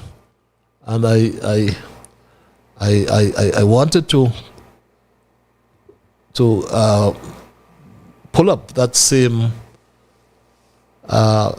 incident you spoke to. I thought you were speaking about the last one when a question was asked of him and he was just a laughing matter, you know, instead of addressing the serious matter that was before him, you know. And this is the sort of disrespect that is meted out to our people, and something has to be wrong. Something has to be wrong with that, my straight dog fan. But let me go to the lines. In the meantime, caller, you're live. Hello, caller. Are you there, caller? Yes, sir. Thank you for holding. Thank you for holding, caller. This is the caller who called. Yes, we dropped out earlier. I'm sorry about that. Yeah. Okay. Thank you. Thank you for allowing me again. First of all, I must congratulate in advance the Division for their stand-up, arms in arms, hands in hands, to show these kleptocrats and treasonous leaders your job, your work, your crooked behavior shall be stopped. Shall be stopped. I need the people to keep the momentum. Don't turn back. What is supposed to be done tomorrow? Thank God that the trigger has been triggered off in advance. Nivijans, thanks for understanding what is going on in your island. And thanks to say, hands off of our land. It is far too long. Time is due for what we should have gotten a long time ago. I'm asking the people of St. Kitts, go over to Nevis and show support. And I'm asking, should needs be in St. Kitts, to go over St. Kitts, also the Nivijans. We are one. And we must find strength to such harmonious unity. We have to get these people out of these offices.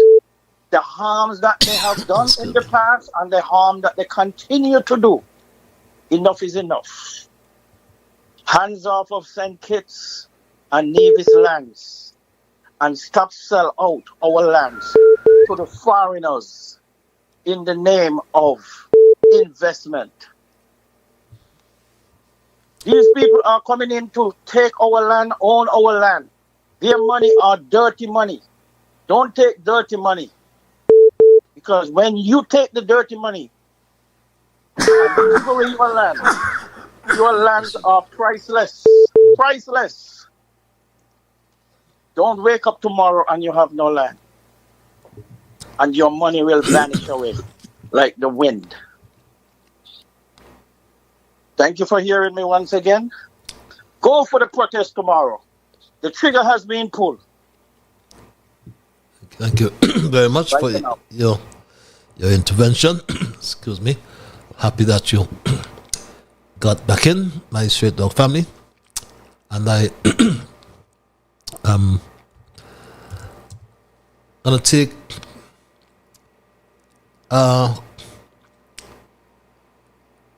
few more calls, perhaps. Then we will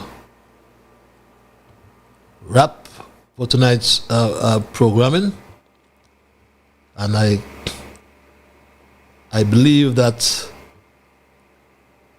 my earlier caller was making reference to this. It's unfortunate that the Attorney General has presented the Firesby issue in such, well, ostensibly in such stark terms as, do you want a Ritz-Carlton with all its jobs, etc., or shacks on the beach, right? I mean, I pay attention to social media and the talk shows and so on. I don't hear many, if any, people saying that they would not like to have a Ritz-Carlton here. And why can't there be a happy medium where these going concerns that have been there for some time are either compensated in some way for having to move, rather by moving them elsewhere or just giving them some kind of monetary compensation, right? Or integrate them into the design of the new property, right? I don't know if the setbacks from the water line can accommodate these bars, but look at what's happened in Pinnis Beach, where Four Seasons, which is high end as well, you have bars there that are accommodated, and they live in pretty good harmony, I think. Okay, so I don't like the impression given that the government is facilitating developers and at the expense of local people. Okay, let's go back to the lines and take a few more calls before I wrap tonight's program. And caller, you're live. Hello, caller, you're live. Are you there, caller? Okay, we lost that caller. Let's take this other one. Caller, you are live. Hello, caller. Yes, Patches. Yeah, Patches. Let me get a 30 seconds there, man. Yeah, quickly, sir. Yeah, that caller, man. That was a great exchange by you and that caller there. Patches, just stay strong. Thank you. You know, when the Attorney General was at Freedom Radio, it shows that these guys, they are not willing to change their attitudes with the people. No. You know, it's funny, right? You played that clip last show where he says throw the break down the people and business and throw the boys them over the wall. Over the wall, over the fence, yes. Yeah. Yeah, patches. Yes. And like that caller that you was on, and I'm gonna say it again, that was a great exchange with you and him just now. And I must comment some people when I hear the good stuff. I know that guy been making some great contributions every night. And that's one person, he may not know it, but I listen to him real closely. But anyway, when the Attorney General was in the Freedom FM studio, it's appalling to see how they're just in there laughing, man, and carrying on. Yeah, and we must observe. There's another person who was in the studio. He's mostly there on a Friday afternoons. Yes. You know, and to see these elder states guys just sitting there laughing at us, man. Yep. That stuff is ridiculous, man. Yes. And we got to call it out every time when we see it. Sad. When that question came in and that contribution from that caller, and when he gave that silly response about throwing things over the fence, over the wall, Patches, that was really disappointing of the AG. We know that he is not an elected official. Mm-hmm. He's appointed. Yep. But as the legal man for the government, we would expect him to be professional, and we would expect him to bring the legal ramification. Okay. He needs to talk about the legal issues every time, because them trying to move those bars off of that beach down there is a lot of legal issues involved, and that is what we expected of him, and we're going to get that from him. What we got was laughter. Yes. But I'll leave it to you, Patches, and we wait for the next show, man. Thank you very much. And thanks to you guys. Have a good night. Thank you for your contributions this time. And I'll perhaps take maybe 2 more calls, but this is what we were talking about. Listeners, what is your opinion? Okay. So I think I asked you, but we kind of got sidetracked. What's the next step?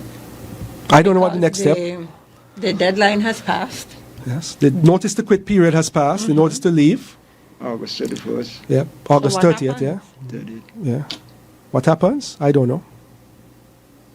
I don't know what happens. But a landowner has different options. They have the option of self-help, which is, give you the example of Ambassador Conda squatting in the corner. When Ambassador Conda leaves one day, you could knock it down and throw the board over your wall. And Yep, they call it self-help. And in the context of Frisbee, knock it down and throw the ball in the sea. Caller, you're live. Hello, caller. Good evening, Mr. Liban. Good evening, man. Running out of time. Good evening to the whole world. Think it's a Nevis and around the world. And I know I all over the world. Yes. And I'm glad to know that I on and everyone can hear my voice and hear my speech tonight. Yes. Mr. Liban, I'm here sitting down and I'm listening to you about Mark Brantley and his wife and this mountain land and what's not. Why he doing all of those kind of things? When they give a poor man a piece of land, I mean that the poor man must lose sweat, blood from the nose to pay for the piece of land. And he can take a piece of land, the government land, and give it to his wife? No. That? No. Let's be careful. He didn't take up any government's land and give it to his wife. Let's be careful here, okay? His wife is the go-between the investor and the landowners. His wife is talking to the landowners on behalf of the investors. So Mark Brantley did not take up any land and give it to his wife.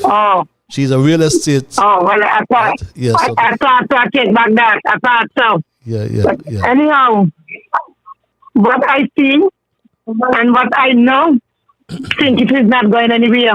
Right. Think it ain't going anywhere, Mr. Lloyd, but everybody balling. Okay. Smaller ball, bigger ball. Okay. Everybody balling in this country. Life is getting harder, tougher, and worse in this country here. I passed this morning, and while I'm going on my way to work, I hear a mother talking to a child and telling the child, I don't have any relish to put in your bread. You have to eat the bread and drink the tea and come to school. And the child bawling. And one word about what she gave the child. And I'm sure she's one work for Dr. Joe. The 250 when he used to give them as jab, he take it back. The 500 the people used to give, he take it back. And if he give them the $500 in jab, the supermarket them will be making it tonight. But he take 250 to put it on the salary. Okay. 33% of their salary. And give poor people 250. Like poor people is over 250. Okay. They need to come out to them, Mr. Loybon. Yes, my dear. Yes, my Mr. dear. Loybon, they need to come out, them and the cabal need to come out. Yeah, okay. I got you. They ain't doing that, they're bringing them to the country. Okay, I'm out of time. My dear. I'm out of time, so I'm gonna have to cut and run. All right, but always good to hear you, though. I hope you have a machine in thinking somewhere. They need to go talk for them. They're going back in India. Okay, my dear. Thanks a lot for your intervention. Thanks a lot for your always straightforward points. And just again to clarify that Brantley, as bad as he is, he did not take up any government land and give his wife. What he said, that his wife is contacting the landowners on behalf of this developer. He said this, my straight dog family.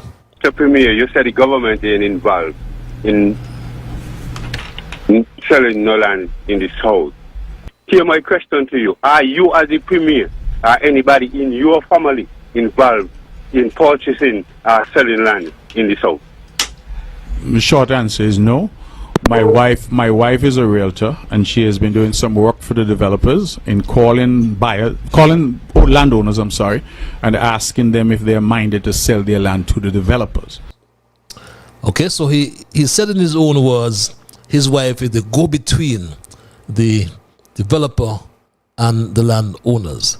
But my straight dog family, as we wind down tonight's programming, and mark you, we have an issue with that, because you see,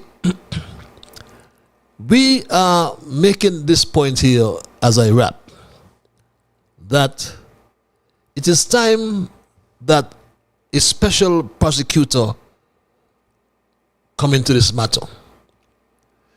Because when you hear Mark Brantley opens his mouth every time, he has bolstered the case for a special prosecutor to probe into this land grab matter. But the sad thing, our legal system is perverted with politics. For instance, when you hear this dandy talking, sweet mouth Adlai Smith say things like this. Wanted to get an opportunity to see my vision for our prosecution department actually come to light, right? I think it's not just here in St. Kitts and Nevis or in Antigua and Barbuda, but there's widespread dissatisfaction with the justice system, I find. And I think one of the reasons for that, or one of the key reasons for that, is that the stakeholders in the system are not sensitive to the needs and the interests of the people that it serves. Stakeholders in the system such as? Well, the politicians who hold the ministryship, or who head the ministries which have responsibility for the courts, number one. Those persons who are actually in the system, like for example the prosecutors. I can't say the judges, because judges have a very limited role insofar as what they can do and what they can say. The police, and so on and so forth. We must realize at the end of the day, there's a reason why we're called public servants. We serve the public. Once we cease to serve the interests of the public, what in essence we have become? Public masters. Yes, public masters. Caller, I'm going to give you 30 seconds. Can you use it? Yeah, okay. Are you there, caller? Yeah, brother Patrick, bless the night. Yes, my brother. I'm winding down, so I'm going to give you 30 seconds. I know you. No, you don't give me. You don't give me in turn that you give me 30 seconds. Yes. I tell you, blessed night. I will take less than 30 seconds. Blessed night, my so brother. this is simple. Thanks for your understanding, Ras Aya. Thank you. Eternal love and respect to the eye. And blessed night to your listeners via YouTube and the Facebook, as you call it, Facebook. Now you outline some indication that the prosecution stated. But I would like to say, how long have we seen that indication coming from the justification system that have been paddled by politics, and we still must move to keep it in that stage where we don't want to change the magnitude of why it's creating those problems amongst our people, the legal system. Here is a bold statement that made, and up to one aspect have been apologized with that kind of statement. So I say we cannot be like this, having format and creating ideology to destroy the structure of who we are. Education is the key, not dictatorship. And make sure with that. Blessed love. Blessed love, my dear brother. Well said. And it's because, Ras Aya, there's an anti-corruption law, for example, that was passed and tabled in the Parliament and passed, tabled by the Attorney General Garth Lucifer Wilkin.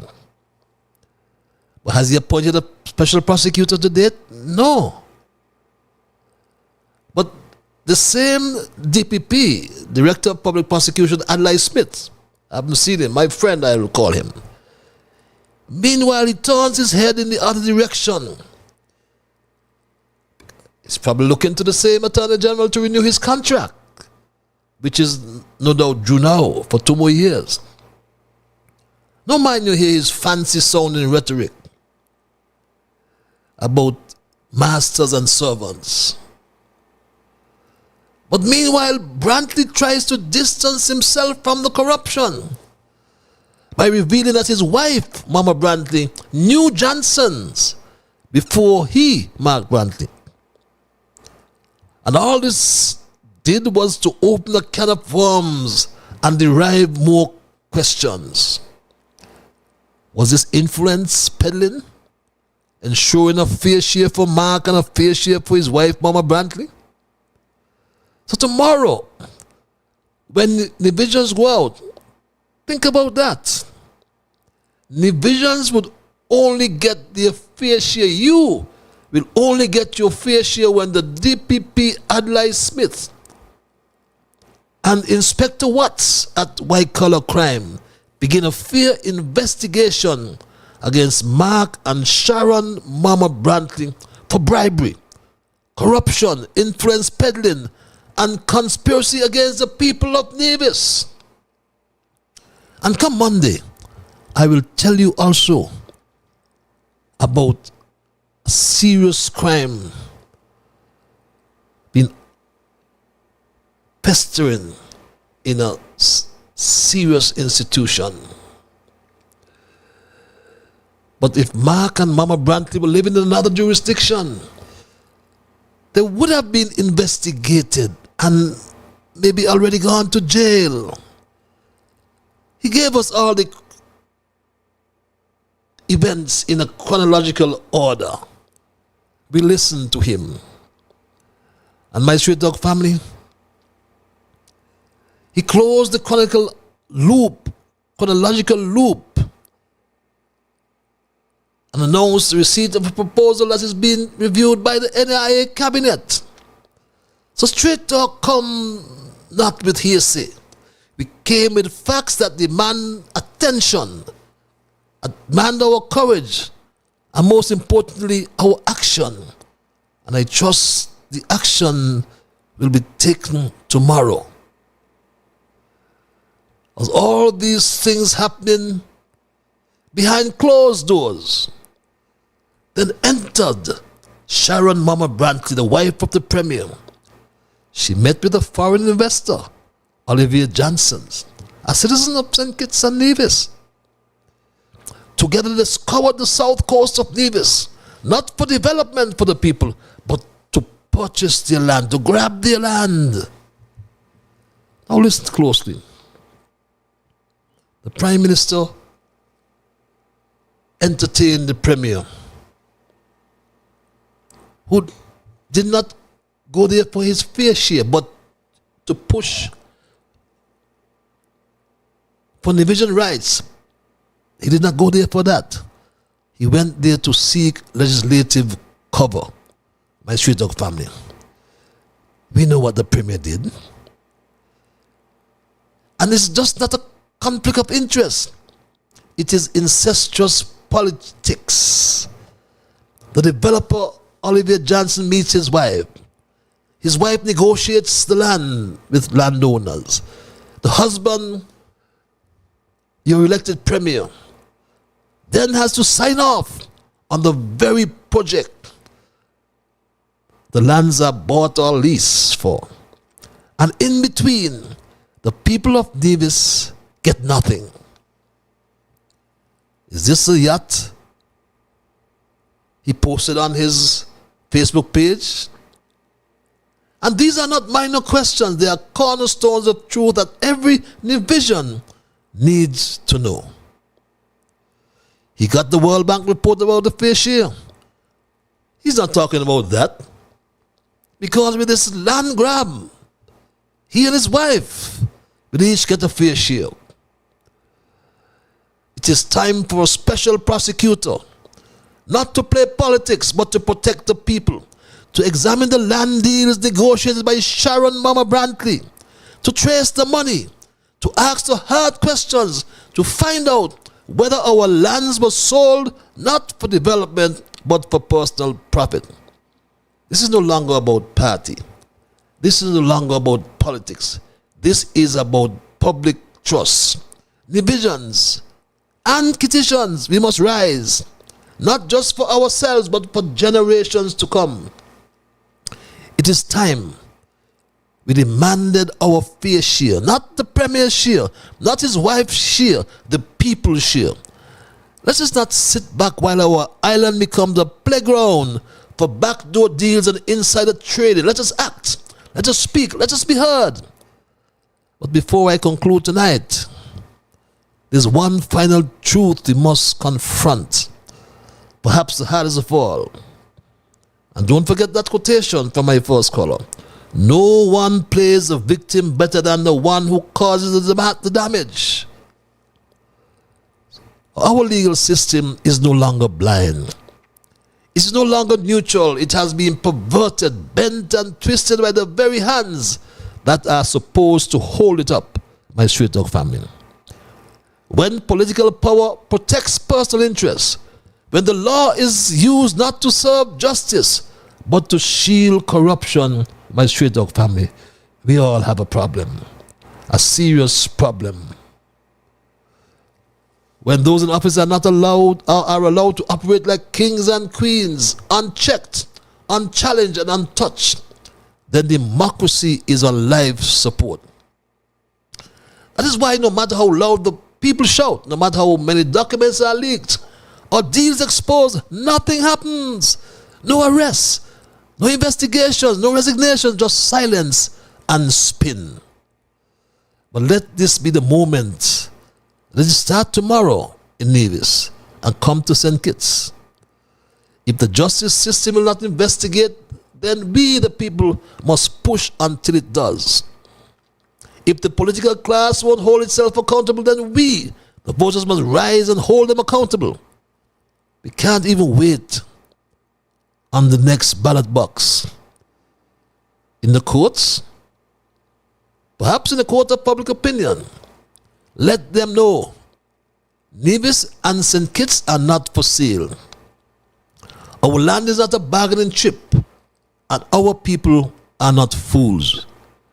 He said, my straight dog family, he don't care about local or foreign investors. Imagine this. First of all, we did not seek a foreign investor. A foreign investor approached us. Okay. Secondly, those lands have been sitting there for 100 years. Some of those lands, over 100 acres in some instances, are owned by one person, one family. So, if they have not seen it fit to try to develop those lands over all those years that they've owned those lands, what is it are we supposed to do? The government has a responsibility to try to create development. In this scenario, you are absolutely correct. We had indicated that we were in the process of having to go out with what is called an RFP, a request for proposals, to have a road put in over there. Once, however, we didn't have the resources to do it. We were trying to investigate the cost. I think some of the figures that were being bandied about is more than $40 million it would cost to put in a road. And so when we heard that there may be a possibility of a development and that we may be able to pass that cost on to those developers, and you said foreign, but I really don't care if developers are foreign or local. In this case, they happen to be foreign. I told you, my straight dog family, Mark and Momma Brantley, they have no interest in the visions. You heard what he said? He don't care about local or foreign. But God bless you, my straight dog family. And may justice return to Nevis and in St. Kitts, because it's not fair. Only Mark and Momma Brantley getting a share. And that's my story tonight, my straight dog family. And I am not going to change it. I'll entertain your calls and your emails. Or rather, I want to thank Almighty God. I'm ending, not starting. I want to thank Almighty God for those of you for guiding our conversation tonight. And as always, I want to thank you who sent emails, those who called, those who just viewed or listened to your telephone. Some just do that. Remember, you are the ones who make straight talk, and for that reason, I say a big, big thank you. And remember, whatever your mind conceive, that you will achieve. But first of all, you gotta believe. So when you wake in the morning, thank God for the morning light. Thank Him for taking you through the night. And my straight dog family, keep moving on until we connect on Monday. Monday will be a special program. I will invite you. Don't you miss it. I'm going to expose something on Monday you won't believe until you hear it. Bye-bye. Until we connect on Monday, keep moving on. My straight dog family.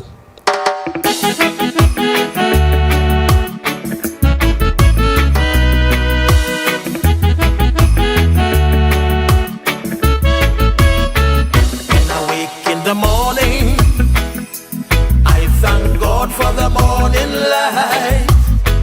Give Him thanks and praises for taking me safely through the night.